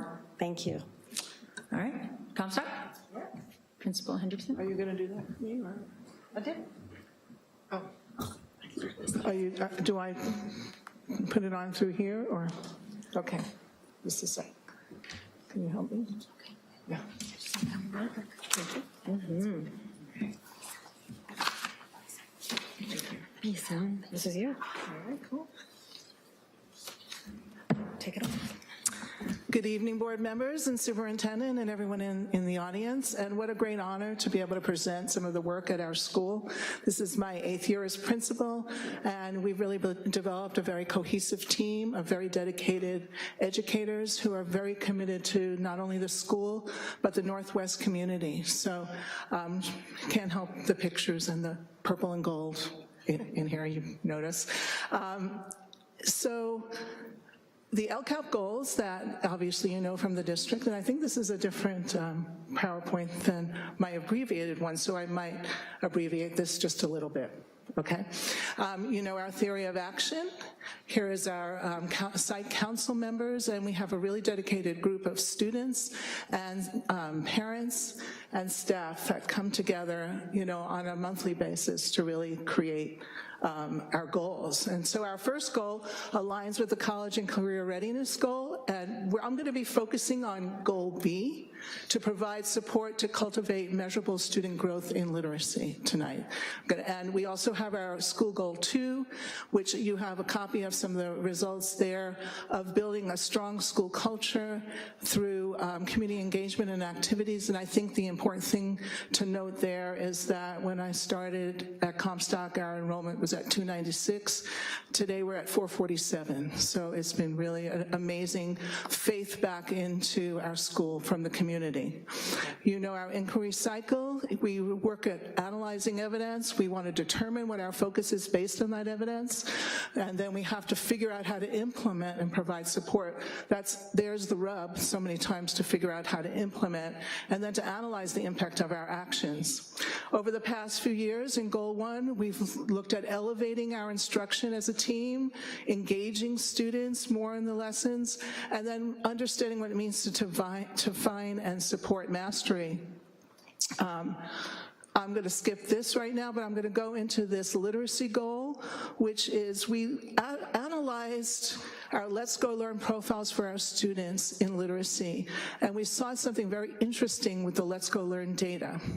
They are one of the very few psychometricians that break out comprehension and vocabulary, and it became very clear to our staff that our students really needed support in vocabulary development, academic vocabulary specifically. If you look at D, that kind of green column, that shows that students have low vocabulary and low comprehension. That was about 128. At that time, I think we were at about 400 students. If you look at G, it's low vocabulary but high comprehension, so still struggling with vocabulary, but somehow able to make meaning, maybe through context clues. But this really was the crux data, this slide, because it engaged the entire staff in becoming literacy instructors, science, math, history, as well as English. And Susan Kleek, who we honored tonight, was a chief architect in this. She found this amazing curriculum, Stanford Educational Research Project, and it's expository writing and reading and weekly vocabulary, word generator, and it has lessons for each of the 4 subject areas. The staff was willing to do this. This is really big for a math teacher to give up half a day every single week to teach literacy. Same with the history teachers, same with science. And we united on the daily bulletin. I would read the vocabulary words, and we always had a very intriguing topic to talk about. Should students be allowed to use their headphones in school? So many controversial topics that students can engage in debate. Sue and the other core subject area department chairs met together with myself and our Innovate Ed consultant and devised this rubric, and they felt that they wanted to help students develop claim, evidence, and reasoning, and really understand what that meant. Down at the bottom, there's sentence starters there. We really wanted to, of that particular poster, help students learn how to speak in sentences that were academically framed. So this is a poster that we created, and it's in every classroom, it's in the schools, everywhere. So students are focusing on creating a point of view, finding evidence, and then learning how to reason that out and how to express that. Step Up to Writing became our template, and all teachers were trained in Step Up to Writing and how to use that in their classroom. English starts and ends the week they introduce the topic and they do the final paragraph or essay. And this is some data that you could look at in more detail, but showing how we've increased from, for example, 60% to 70+% of teachers doing it. And then the work that was done by the other departments to do this on a weekly basis. And it keeps increasing because we've stuck with this for the past 3 years now, and we're continuing to build upon it. Just basically, 7th grade longitudinal data, we've seen increases last year in vocabulary. This was last year, fire year, where we missed a lot of instruction, by over 15% in vocabulary and comprehension from the beginning of the year to the end of the year. Very similar in 8th grade. It's hard to see gains in middle school, because we only have them for a couple of years through puberty. So it's really, when you see, that kind of, double-digit gain, it's pretty incredible. And students, basically, more students felt like they understood how to write an evidence-based paragraph. This is a Google survey that we took. It also tied into one of our other goals of using Google Classroom. We're almost a one-to-one school. I started buying Chromebooks way back like 6 or 7 years ago, pieced them together, grants, funding, whatever I could get, a little bit of title money, and we've been able to develop that level of having those devices. So now we have probably about 43% of our teachers, like 4 teachers every week, using Chromebooks on a daily basis, and some of our classrooms are entirely Google Classroom. Our discovery is that we realize students are feeling more confident in their ability to write.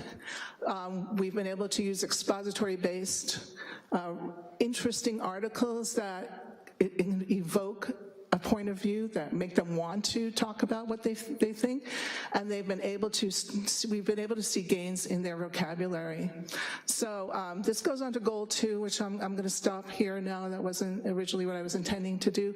I also wanted to say that our GPA has held steady at about 3.0 for the past 3 years. When I first got there, it was at 2.3 was their basic, that was the GPA. Students are experiencing more success, and they're able to use middle school as a jumping off point to go to high school with a little bit more confidence in themselves as literate, academic, school-bound students. So our next steps, honestly, what we've seen is that in order to write, you have to speak. You have to sit around a table and talk. And you have to learn how to express your ideas. So we're this year exploring more structured academic conversations within the classrooms, which is, again, giving students that opportunity to have more agency and learn how to actually speak their point of view and how to express their reasoning is part of the art of teaching that we're hoping to have everybody engaged with. So thank you very much. Okay. Thank you. Do you have questions, comments from the board? Director Carl. Thanks. Laura, you didn't get a chance to get to it, but I'm interested in the restorative justice data. Oh, that was there, yes. Just an overall sense, not getting into any specifics with respect to the data. Are you feeling like it's meeting the needs and that staff is engaged in that regard? Oh my goodness, quite. We just actually had our faculty meeting today, and our restorative resource specialist gave about a 30-minute presentation on other restorative things that a teacher can do besides circles in their classroom, which is sometimes difficult for secondary teachers to feel like they can do. Although this year we've had a very lively group of students, and so we have found lots of circles. We're having a lot of circles in the class. But really, what she really explained, Brittany, today was the crux of restorative is relationships. Yep. And when you have a lively group of students in your class, first step is your bond with them, your relationship with them as the teacher. And she's really there to assist the teachers in doing that. Our staff is really open to it. They're so adorable anyhow, the middle school kids, we just love them so much, and you just really want to be able to connect and give them, as our charge as administrators, purpose and meaning, right? That's really was our goal too, was how to build a school climate that encourages and supports purpose and meaning for all students and staff. And this year more than ever, because we have so many more kids than we're used to, and a lively group. Purpose and meaning, relationships, restorative, learning how to restore. If you've done something wrong, we don't necessarily want to punish you. We want to help you make it right, and as educators, we want to teach you what the right behavior is. So for most students, the heart of restorative really does work. And the anti-bullying data is positive as well. Yes. Unfortunately, in an environment where we're not doing a very good job back east in modeling how to operate Absolutely. in that regard, but it's working there. Right? Stop It was really important for us. We were one of the pilot schools, which was also a big step for my staff because it meant that cell phones were in use during break and lunch so that students could use the Stop It app. Trish, my assistant principal, has done an amazing job. We have hundreds of messages from students. She had to create a new category of students reporting about other students who may be hurt or harming themselves. We found the level of compassion and empathy in our students, it really was very moving to see. We may never have known that without the Stop It Act. But people reporting about kids who were cutting themselves or had issues at home and asking us to call them in to see them. And you know, most people know how to want to do the right thing. They just don't want to kind of snitch on their friends, right? So this gives them an anonymity to do that. It also gives us a way to bring students in and say, you know, no one told me about this, someone just reported it on Stop It. So it really does enable us to find out more what's going on and act on it. Great, thank you. Yeah. Director Fong. Laura, Principal Hendrickson, I really liked your presentation. I liked what you're doing at Comstock. Congratulations to the whole staff. These are the things I pulled out of it that I want to share, that you know, of course, but I want to make sure everybody gets it again. All disciplines. Holy smokes, that is awesome. It's almost never done. It's just hard to do. Every single discipline was working on literacy, laser focus on literacy. Yeah. Relevancy, they get to write about really interesting topics and critical thinking and using academic language. And you have metrics to show that the kids are doing well in 2 years. I know that's very hard in 2 years to see that. So that's amazing, because when we're doing this kind of work at the elementary school and the middle school, then the A to G completion rate is going to be so much easier. So it's really a K, it's a TK-12 thing. So congratulations. Thank you. Anybody else? Thank you for your report and for the really good work and for being bold and, you know, thinking outside the box and bringing in new programs. The literacy across the curriculum is outstanding. I echo what Director Fong has said. Really great work. And the rising GPA also. You know, we know that GPA is more predictive than test scores, and so that rising GPA is really important. So thank you. Thank you so much for the opportunity. All right, Pioneer High School. I'm going to get this ready for you. Okay. Oh, wow, you're good. Good job. Do you want to switch? Sure. Thank you. Take these notes.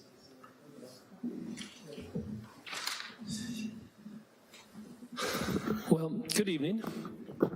Thank you for having all of us here and for making time for all three of our elementary, middle, and high schools to have a chance to speak with the board.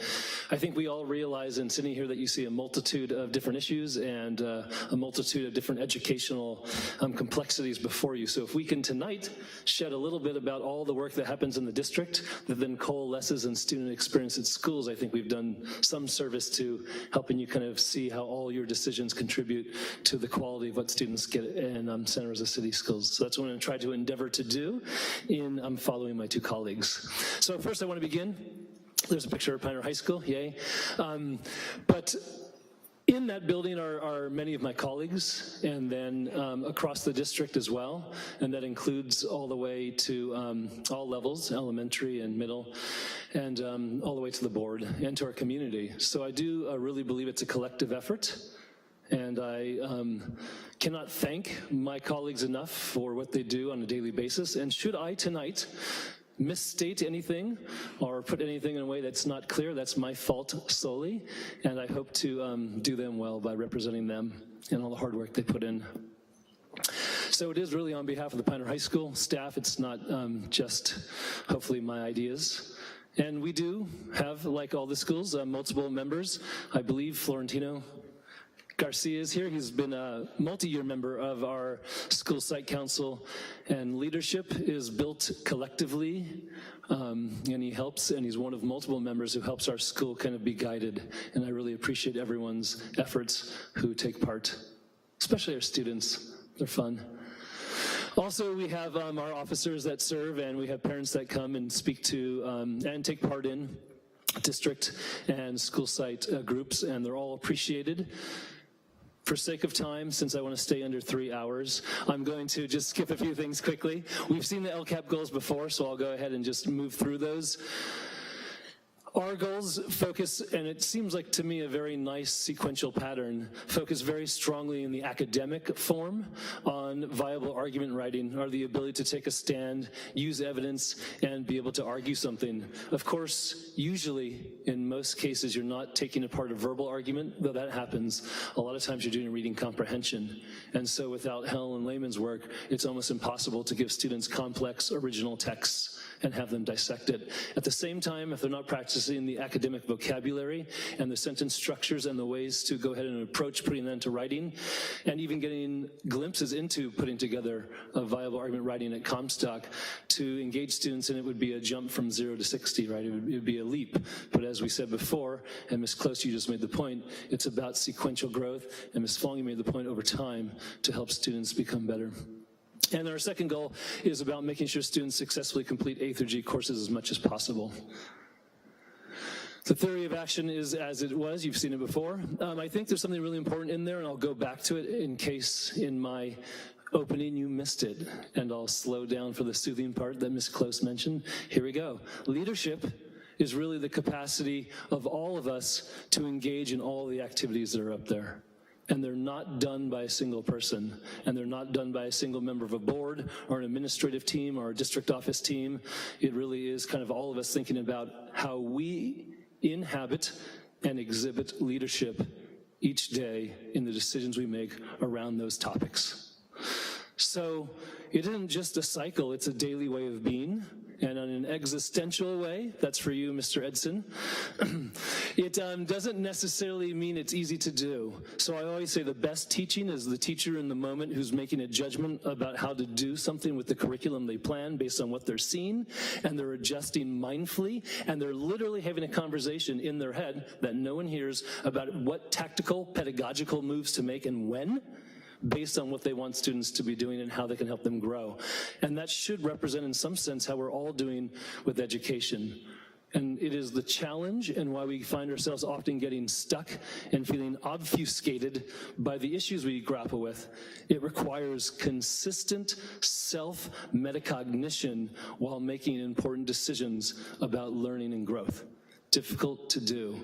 So that graphic represents a lot. That being said, we do have some questions at Pioneer High School that we kind of dwell upon.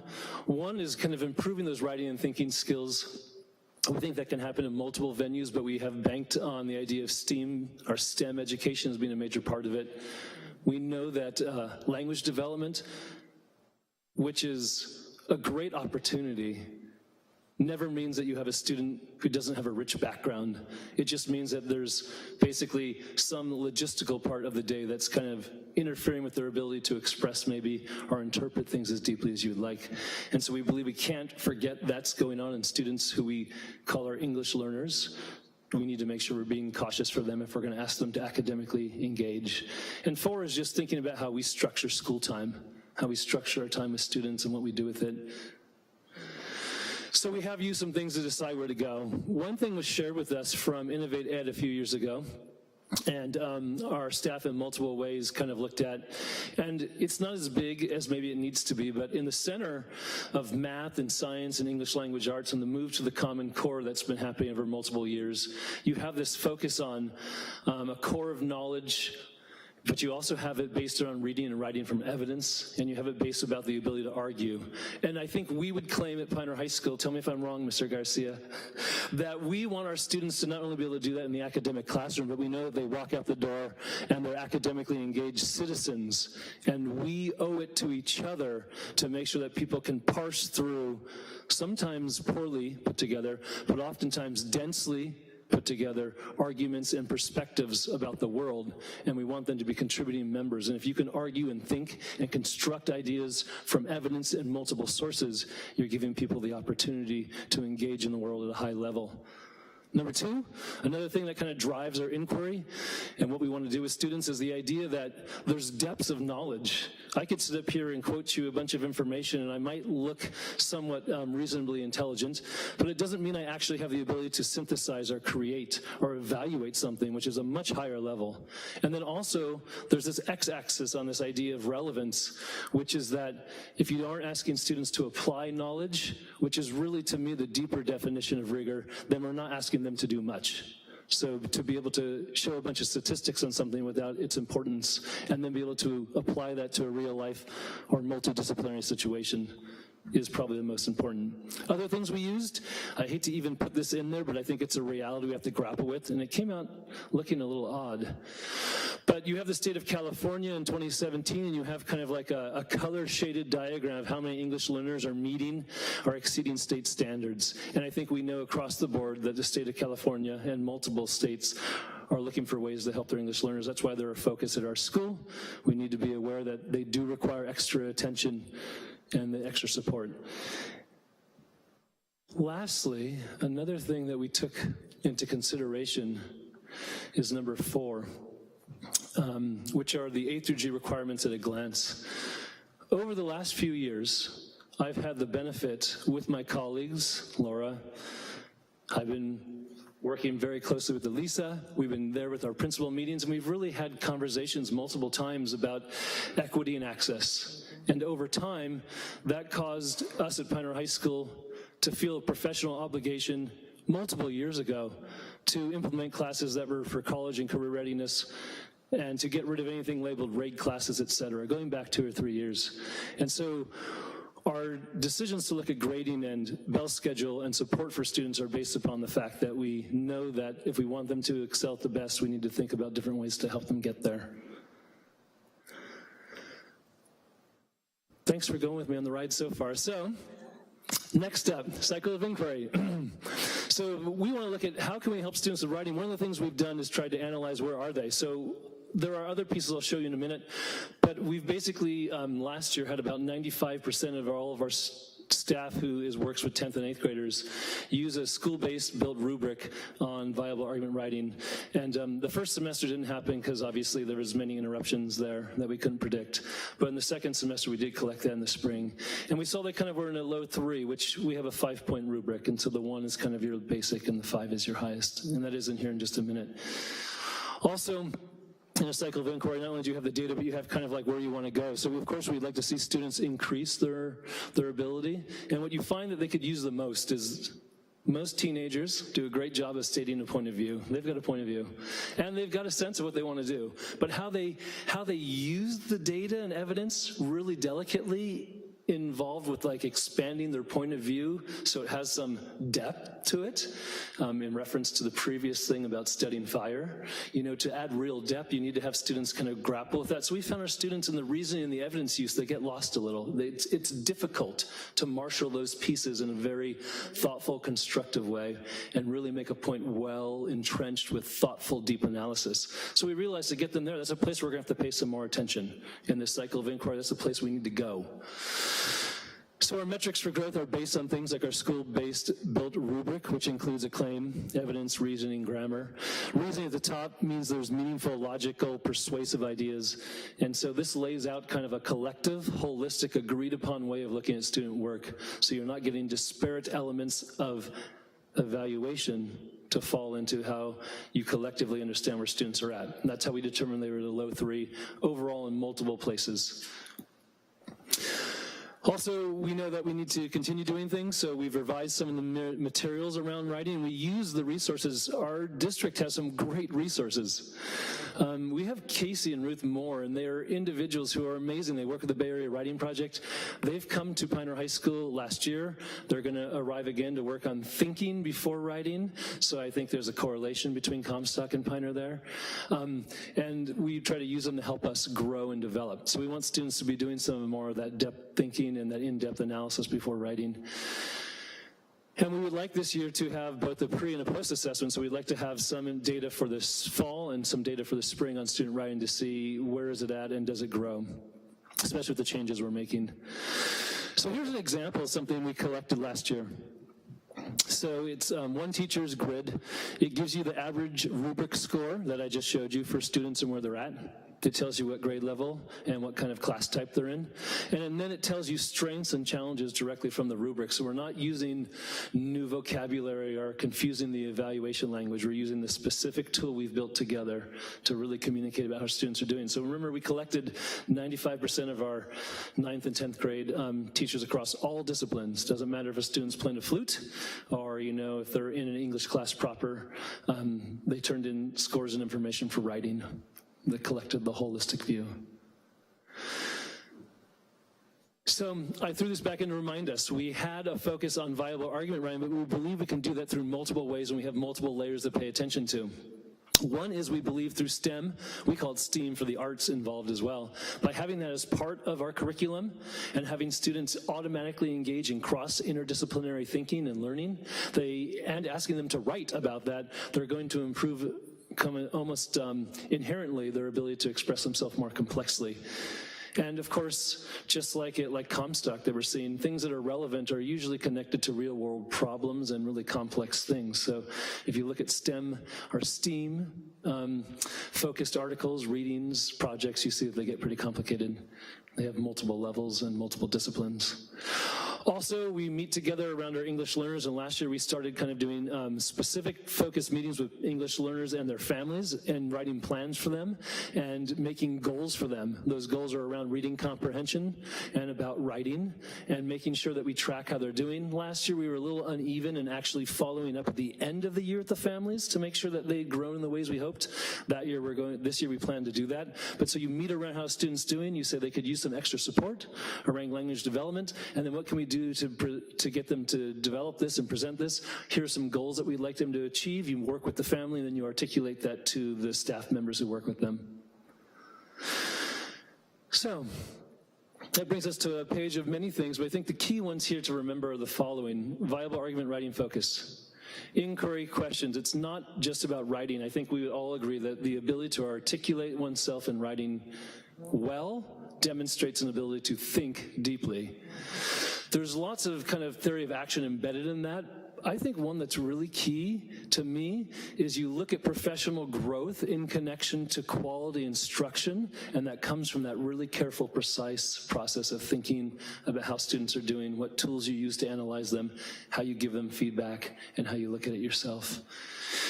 And so the evidence of impact is we'd like to see an improvement in students' ability to perform in that area and show us growth there. I'm going to quickly go through the last part, and if you'd like me to go back, I'm happy to take some steps back. The last two things we're playing with and we're trying to figure out are all around grading and a support section and time during our day for students. And so I could go into a very long description of different things around grading and schedules, but I'll keep it really brief. For grading, we've looked at some texts and we've looked at some readings. Grading systems have been written about as being poor systems for inferring what students are learning for a long while. And so we're interested in asking ourselves, in standards-based grading, it sounds kind of like that key term, but really, as some of our staff is doing, especially in math, what's the baseline things that students need to be able to demonstrate to show that they actually are ready to be competent in a subject area? And so we've been looking at, and there's all kinds of cool little bells and whistles in Illuminate, and one of them is called the power law. And if I were to do 4 assignments for you, what it does is it predicts where you will be on the next assignment. And it helps then judge where a student's arc of learning is, not where each individuated point is, and by giving you a trajectory of learning, it gives you a sense of the depth of growth or not. That's really important. I could spend more time, but I'm not going to. Also, if you look at this, Pioneer High School, you'll see in the bell schedule, you don't see a period of time. Many schools have advisories, et cetera, but you don't actually see in our bell schedule a time where we can give targeted support. So I'll give an anecdote to help you understand why that's concerning. We have students in our freshman classes who agree to get extra academic support, and what they do is they get basics around organizing, study space, basic study skills, and they work with LifeWorks, which comes in. It's a great thing, and the students agree to do it because they see they're not doing as well as they'd like. Well, to pull them out, they have to come out of an academic learning class. And so the teacher's like, no, yes, go. Wait, no, I want you here. And there's that wax and that wane of like, what are we going to do? So we're looking at what does it mean to provide time in the day? And we've looked at some school models, and we've tried to be thoughtful about it, and we're still working on it. So, understanding how you implement grading practices and how you look at standards, understand how you look at bell schedules and how you determine how to get extra support to students in the school day are all part of our cycle of inquiry. And lastly then, for our coherence, on goal 2, we're really interested in, I would say, confronting and addressing issues of equity and access, thinking about how we structure the day for students, and thinking about how grading systems may not always adequately capture what's happening with learning. It's a very important part of the theory of action. I would say at the heart of everything we've talked about tonight, and maybe over every board meeting that's ever happened and been videotaped, confronting and addressing issues of equity and access may be at the heart of it all. Thank you for your ongoing support as board members of public education in Santa Rosa City Schools, and I'm happy to try to answer any questions you might ask.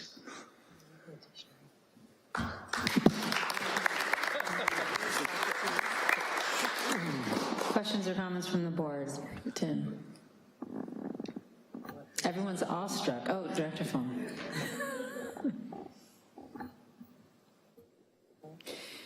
Thank you, Principal Zelenardo. Really great work, and to the staff as well. So what I saw was you really had an overarching existential look at what we are doing as our work, as our life's work for students, for young human beings, to help them to be the very best human being they can possibly be. I mean, it starts with, you know, as early as we get them, all through middle school, up through high school. And so we're really looking at the intent of educators and how we continue to learn cycle of inquiry, theory of action, and all that. We continue to learn as well because our students are still learning and everything's changing. And so we are supporting those young human beings. And then you also, and then all the details, the devil's in the details, right? The schedule and embedded support and the buses and everything. What do you think that you are going to put your attention to with your staff this year in terms of what structures are probably causing the most barriers to equity and access that you really want to focus on? I know you mentioned a few things, but you want to talk a little bit more about that? That's a great question. I would say that a barrier to, I think, equity and access is one that might be an accidental issue of, I'd say, fatigue of how public education is structured, which is high volume. So I would say my colleagues, most of the colleagues I know, are dedicated to trying to improve craft.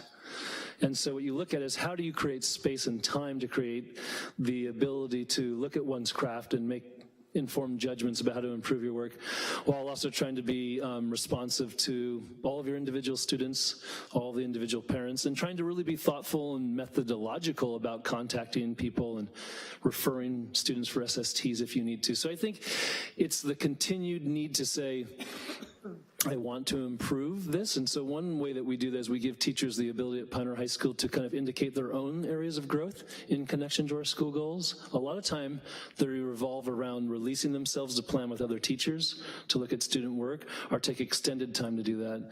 And so the other piece that comes with that is not holding too incumbent upon oneself that you're gonna have it done within this week, because that's where the volume part gets a little overwhelming. And so I think a realization, like we all have, of here's some goals and we're gonna walk back towards them.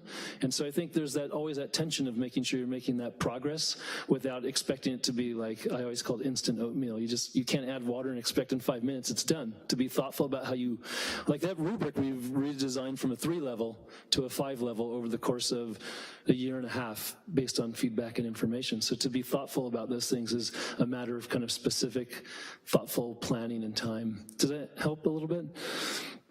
That's one barrier. You've really brought up a lot of things that the state and state legislators and state thought leaders in education have been talking about in terms of what we really need in this state to get education up to speed. And I think it was something like a third more spending that we're doing. I mean, all these reports have come out. And I think we're almost, you know, we're climbing up the mountain and we're getting to this tipping point where we're like, mad as hell, not going to take it anymore in terms of what kinds of structural things are we going to do. But you're right, at the grassroots level where teacher meets the student and you make those second by second decisions to teach, we give kudos to our teachers and to the leaders who are fashioning that structure for our staff and our schools. Mm-hmm. I want to thank you, Diane, for putting this on the agenda and how we do this, because we're really bringing true teaching and learning back to the forefront, to the public, and we're getting to talk about what makes a difference, what we're really about, not just always talking about contracts or you know, the bus schedules or this, that, or the other that are necessary.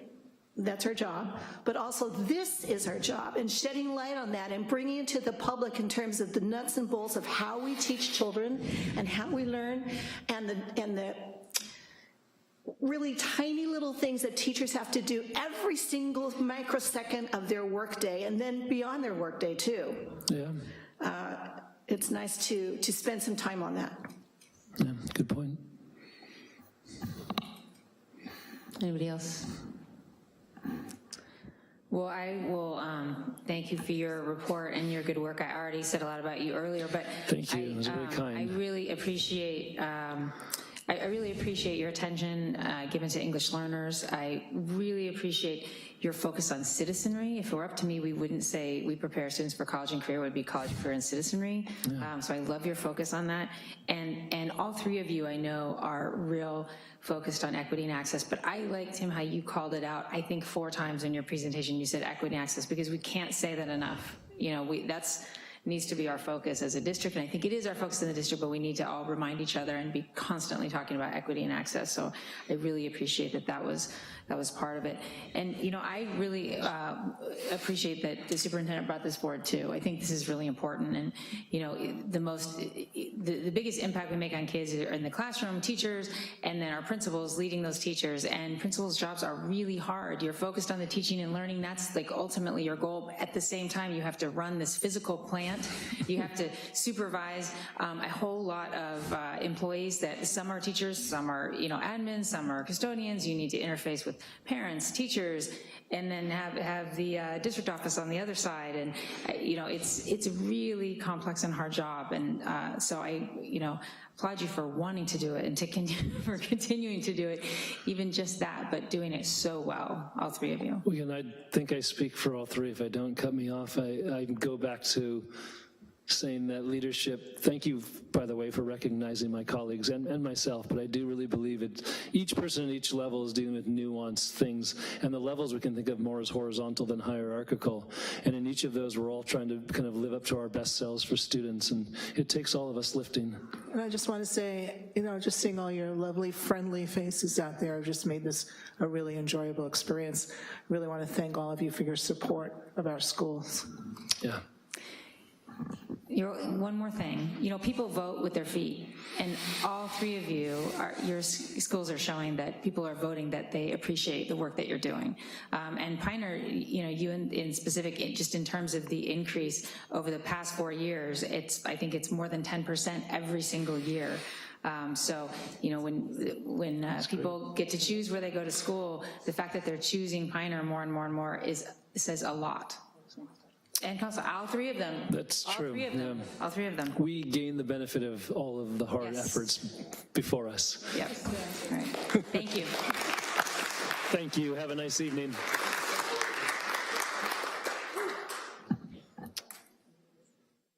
Okay. F3, public hearing regarding Santa Rosa Teachers Association Sunshine proposals for contract reopeners 2019-2020. I will open the hearing.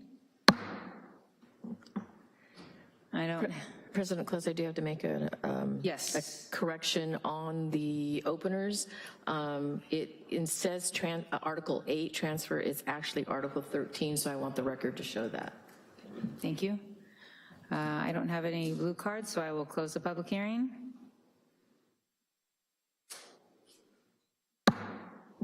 Sorry. And bringing us to F4, action item, Santa Rosa Teachers Association Sunshine Proposals for Contract Reopeners 2019-2020. Yes, before you is the openers by the Santa Rosa Teachers Association that they brought forward and were referenced earlier. Want to make note that in one of the other items tonight with the contract that's going forward that has incorporated the TA acknowledged that we would come together for 2019-2020, and we will be presenting at the next board meeting our openers and the dates, because those have already been in conversation with the rationale as to why we think that there will be a thoughtful and intentional process to ensure that the needs of students are met through the needs of staff. Thank you.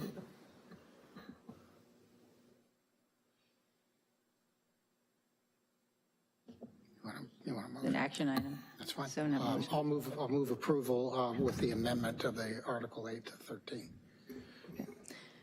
Moved by, do I have? Just to say, there was something that I wanted to say before, and I was just trying to get your attention before we move forward. Is that I think something that happened this earlier this evening, and a really unfortunate situation at the SRTA presentation, and I think that maybe there was a misunderstanding or miscommunication about where and how this action item fell on the agenda. And the reason why it's unfortunate is because I think a lot of time is put into when we put the agendas together, considering the audience of the room. And when superintendent and when staff and when President Close puts together the board agenda, it is with consideration for students and families who are here in attendance. And so we saw a presentation earlier in the evening, and we had students who were waiting here, and now it's 8:30 at night, and we did get to see this presentation, and we know that these students are home, they're doing their homework, they're studying, and now we have a agenda item, and we had a public hearing, and unfortunately we don't have a lot of the people who were here before. They did leave, and it's unfortunate because I was looking forward to having an engaging discussion on this and hearing a little bit more about the perspective and a little bit more about what Will had to say during this part of the agenda. Again, it's unfortunate because it was put down on this part of the agenda for a reason.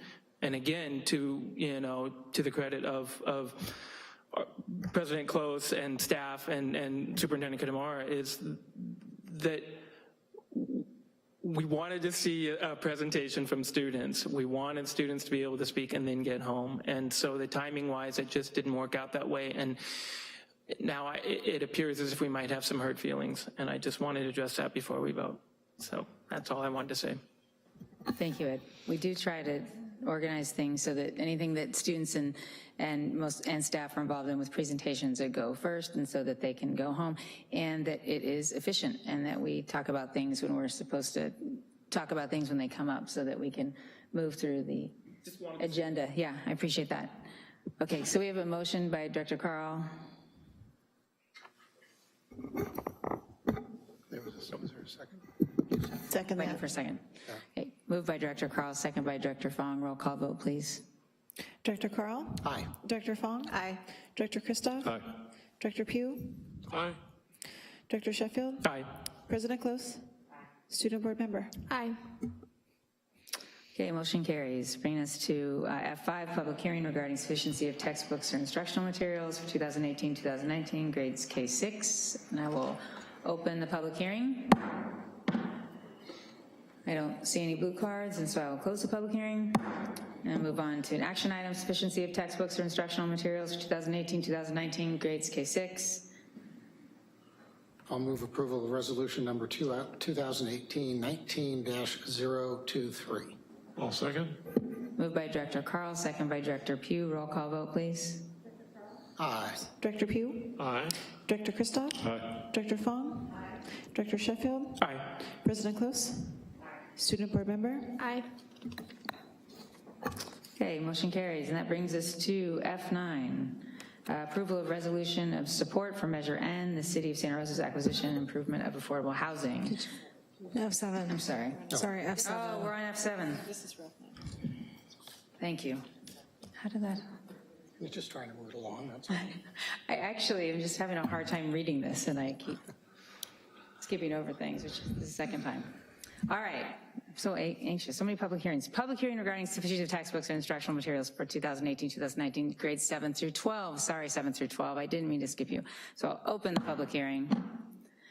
No blue cards. I will close the public hearing. And now F8, action item on the same thing, textbooks and instructional materials for 2018-2019, grades 7-12. Move approval of resolution 2018-19-024. Second? Moved by Director Carl, second by Director Pugh. Roll call vote, please. Director Carl?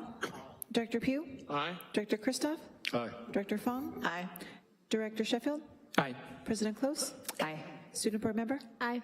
All right, motion carries. And now, at long last, F9, approval of resolution for support for Measure N. And I ask Director Sheffield to speak to this resolution. Yes. President Close and fellow board members, before us is a very important resolution for the board to consider, resolution number 2018/19-026. Approval of the resolution will support Measure N, the City of Santa Rosa's acquisition and improvement of affordable housing. I just want to take a moment to highlight some of the provisions of Measure N. It will generate new funding for affordable homes, particularly for families displaced by last year's fires. It will prioritize housing for seniors, veterans, and those experiencing homelessness, and it will generate $124 million over 30 years, and proceeds will be used to leverage state and federal dollars that can then be used as matching funds. Support from the board would send a positive message to the community, to our students, to our families, and to our staff, that we are united in the ongoing rebuilding and recovery efforts, as well as actively addressing the affordable housing crisis we have here in the North Bay. Measure N requires a 2/3 majority of votes to pass, so the campaign needs everything that it can get behind it. Through everything that we've been through in this past year and the challenges that we face ahead, we need to stand united, and so I am urging our support. We're all in this together. Thank you. Thank you for that introduction. I have 4 blue cards. Nadine Condon first, then Efren Carrillo, Jack Tibbetts, and Brandon Rojas. You guys can kind of queue up. Am I up here? Thank you for waiting all this time. Yes, Nadine. Hi, I'm Nadine Condon. I'm a resident of Santa Rosa, and I've been sitting here for an hour and a half to ask your support for Measure N, but I'm so happy I was here because I've been so impressed by what you guys have done. And when I was listening to those principals of, the grade schools and the middle schools and Pioneer High School, it just made me think that this is exactly what Measure N is trying to do for the city of Santa Rosa. Just like your educators are so committed to these kids, the Housing Recovery Bond has been written by a very diverse section of concerned citizens in Santa Rosa, and it's brought together people across the board, from environmentalists to business interests, and we know that children can't learn if they don't have a home. It makes it so difficult. So in Santa Rosa, instead of everyone just talking about we need more housing, we need to do more, this broad-based group of concerned citizens has written a bond that is housing specific, and the money will go directly to housing. And there are many good parts about this, but another great part is we're going to be able to parlay this bond measure using state and federal funds into 4, 5, 6 times the amount of money we can use for affordable housing. And I think all of us, we know education is critical, but we know housing is critical. And I think that this bond gives us, as citizens of Santa Rosa, all of us, a chance to have a say in our future. future and how we want Santa Rosa to be for our children and their children and their children. You've talked about education being at a tipping point. We know housing is a tipping point. I really urge you to endorse this measure and encourage the people that follow the Board of Education, because I think this is in our best interest. Thank you. Thank you. Efren Carrillo, followed by Jack Tibbetts. Madam President, esteemed board members, I'm also here to support the action before you. As a graduate of Lincoln Elementary School, Santa Rosa Middle School, and Santa Rosa High School, I'm a proud public school alumni here in Santa Rosa. And it was also interesting for me to hear the presentations, particularly the one from Helen Lehman. Some of the folks here know that my father is actually the custodian at Helen Lehman Elementary School.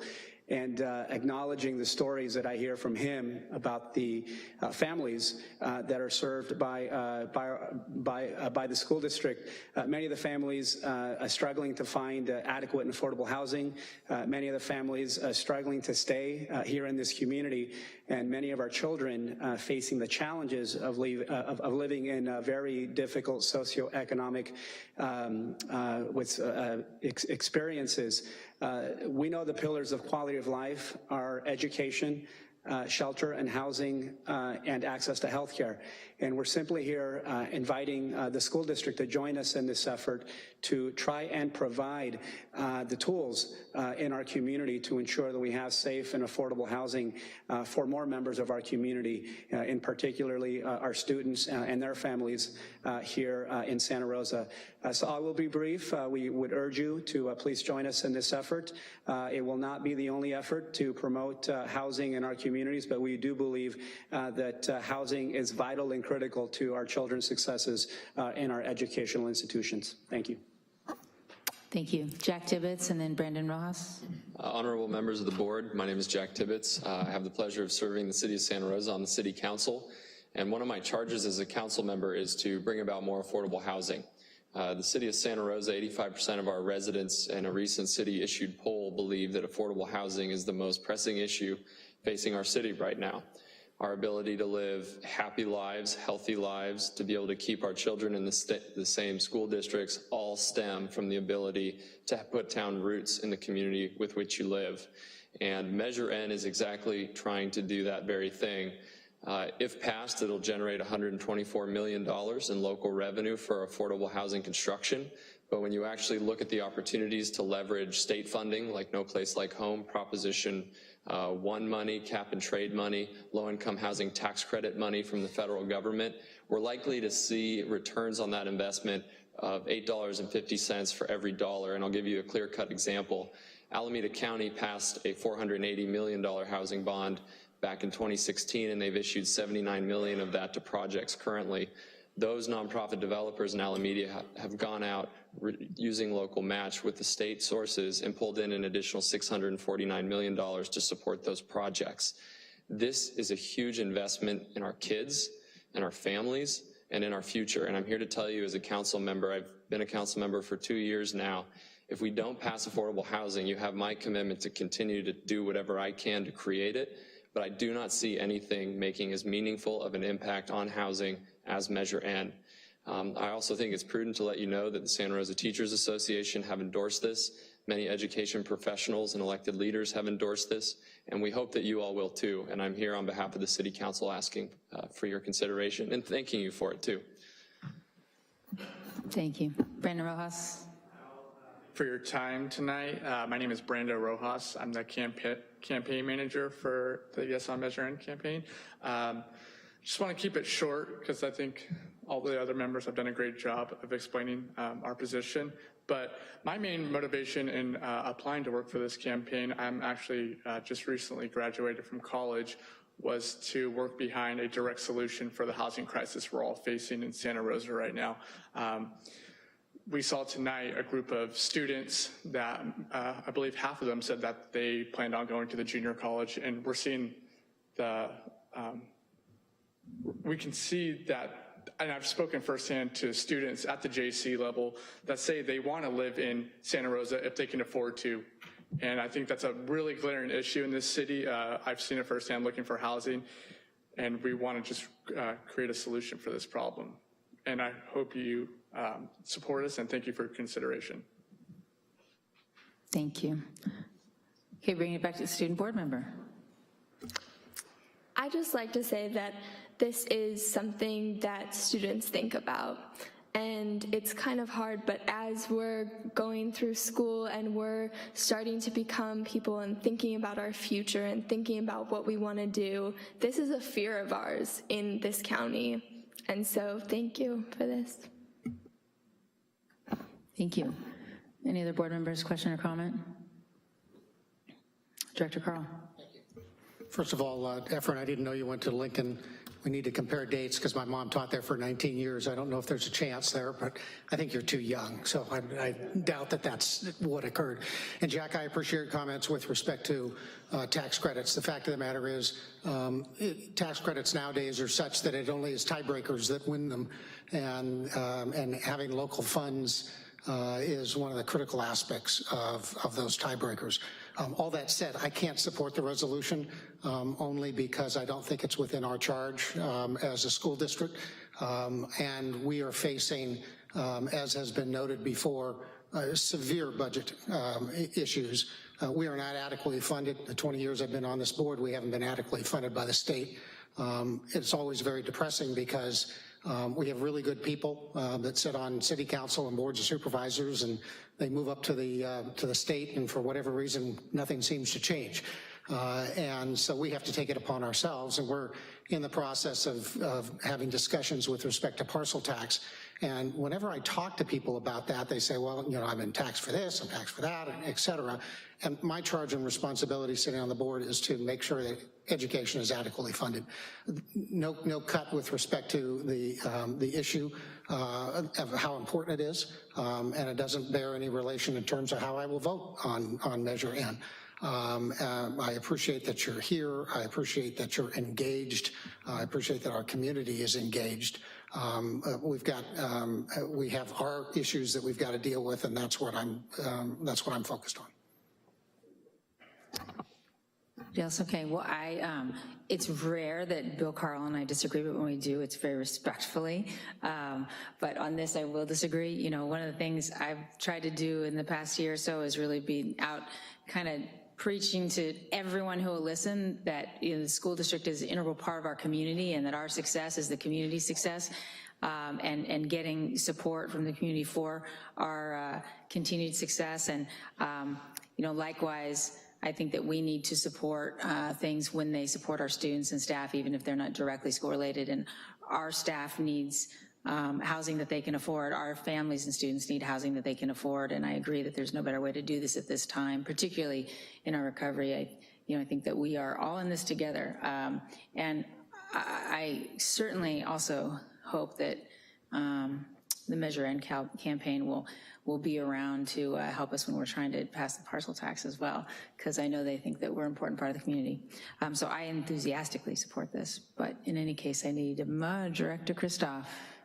Yeah, sorry, Jen, I wasn't going to say anything, but I will chime in here. I do support Measure N.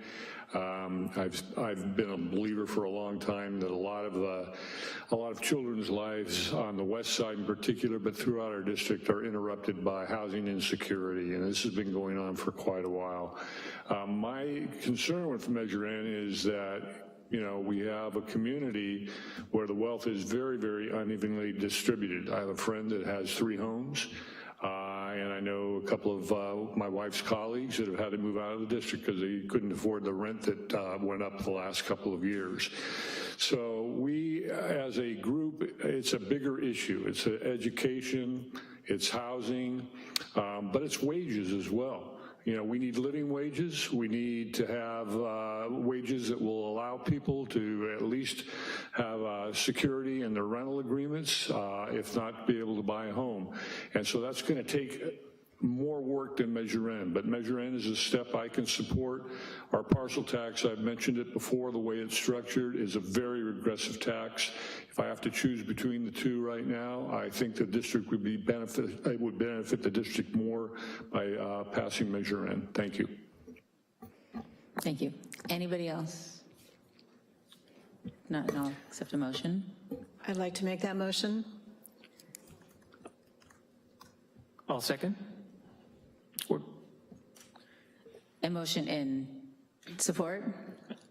Approval resolution to support Measure N, City of Santa Rosa's acquisition and improvement of affordable housing. I will second. All right. Moved by Director Fong, second by Director Sheffield. Roll call vote, please. Director Fong? Yes to this resolution, and it will also be my vote for the measure. Director Sheffield? Yes. Aye. Director Christoph? Yes. Director Carl? No. Director Pugh? President Close? Yes. Student Board Member? Yes. All right, motion carries. And with that, I will adjourn the meeting. Thank you.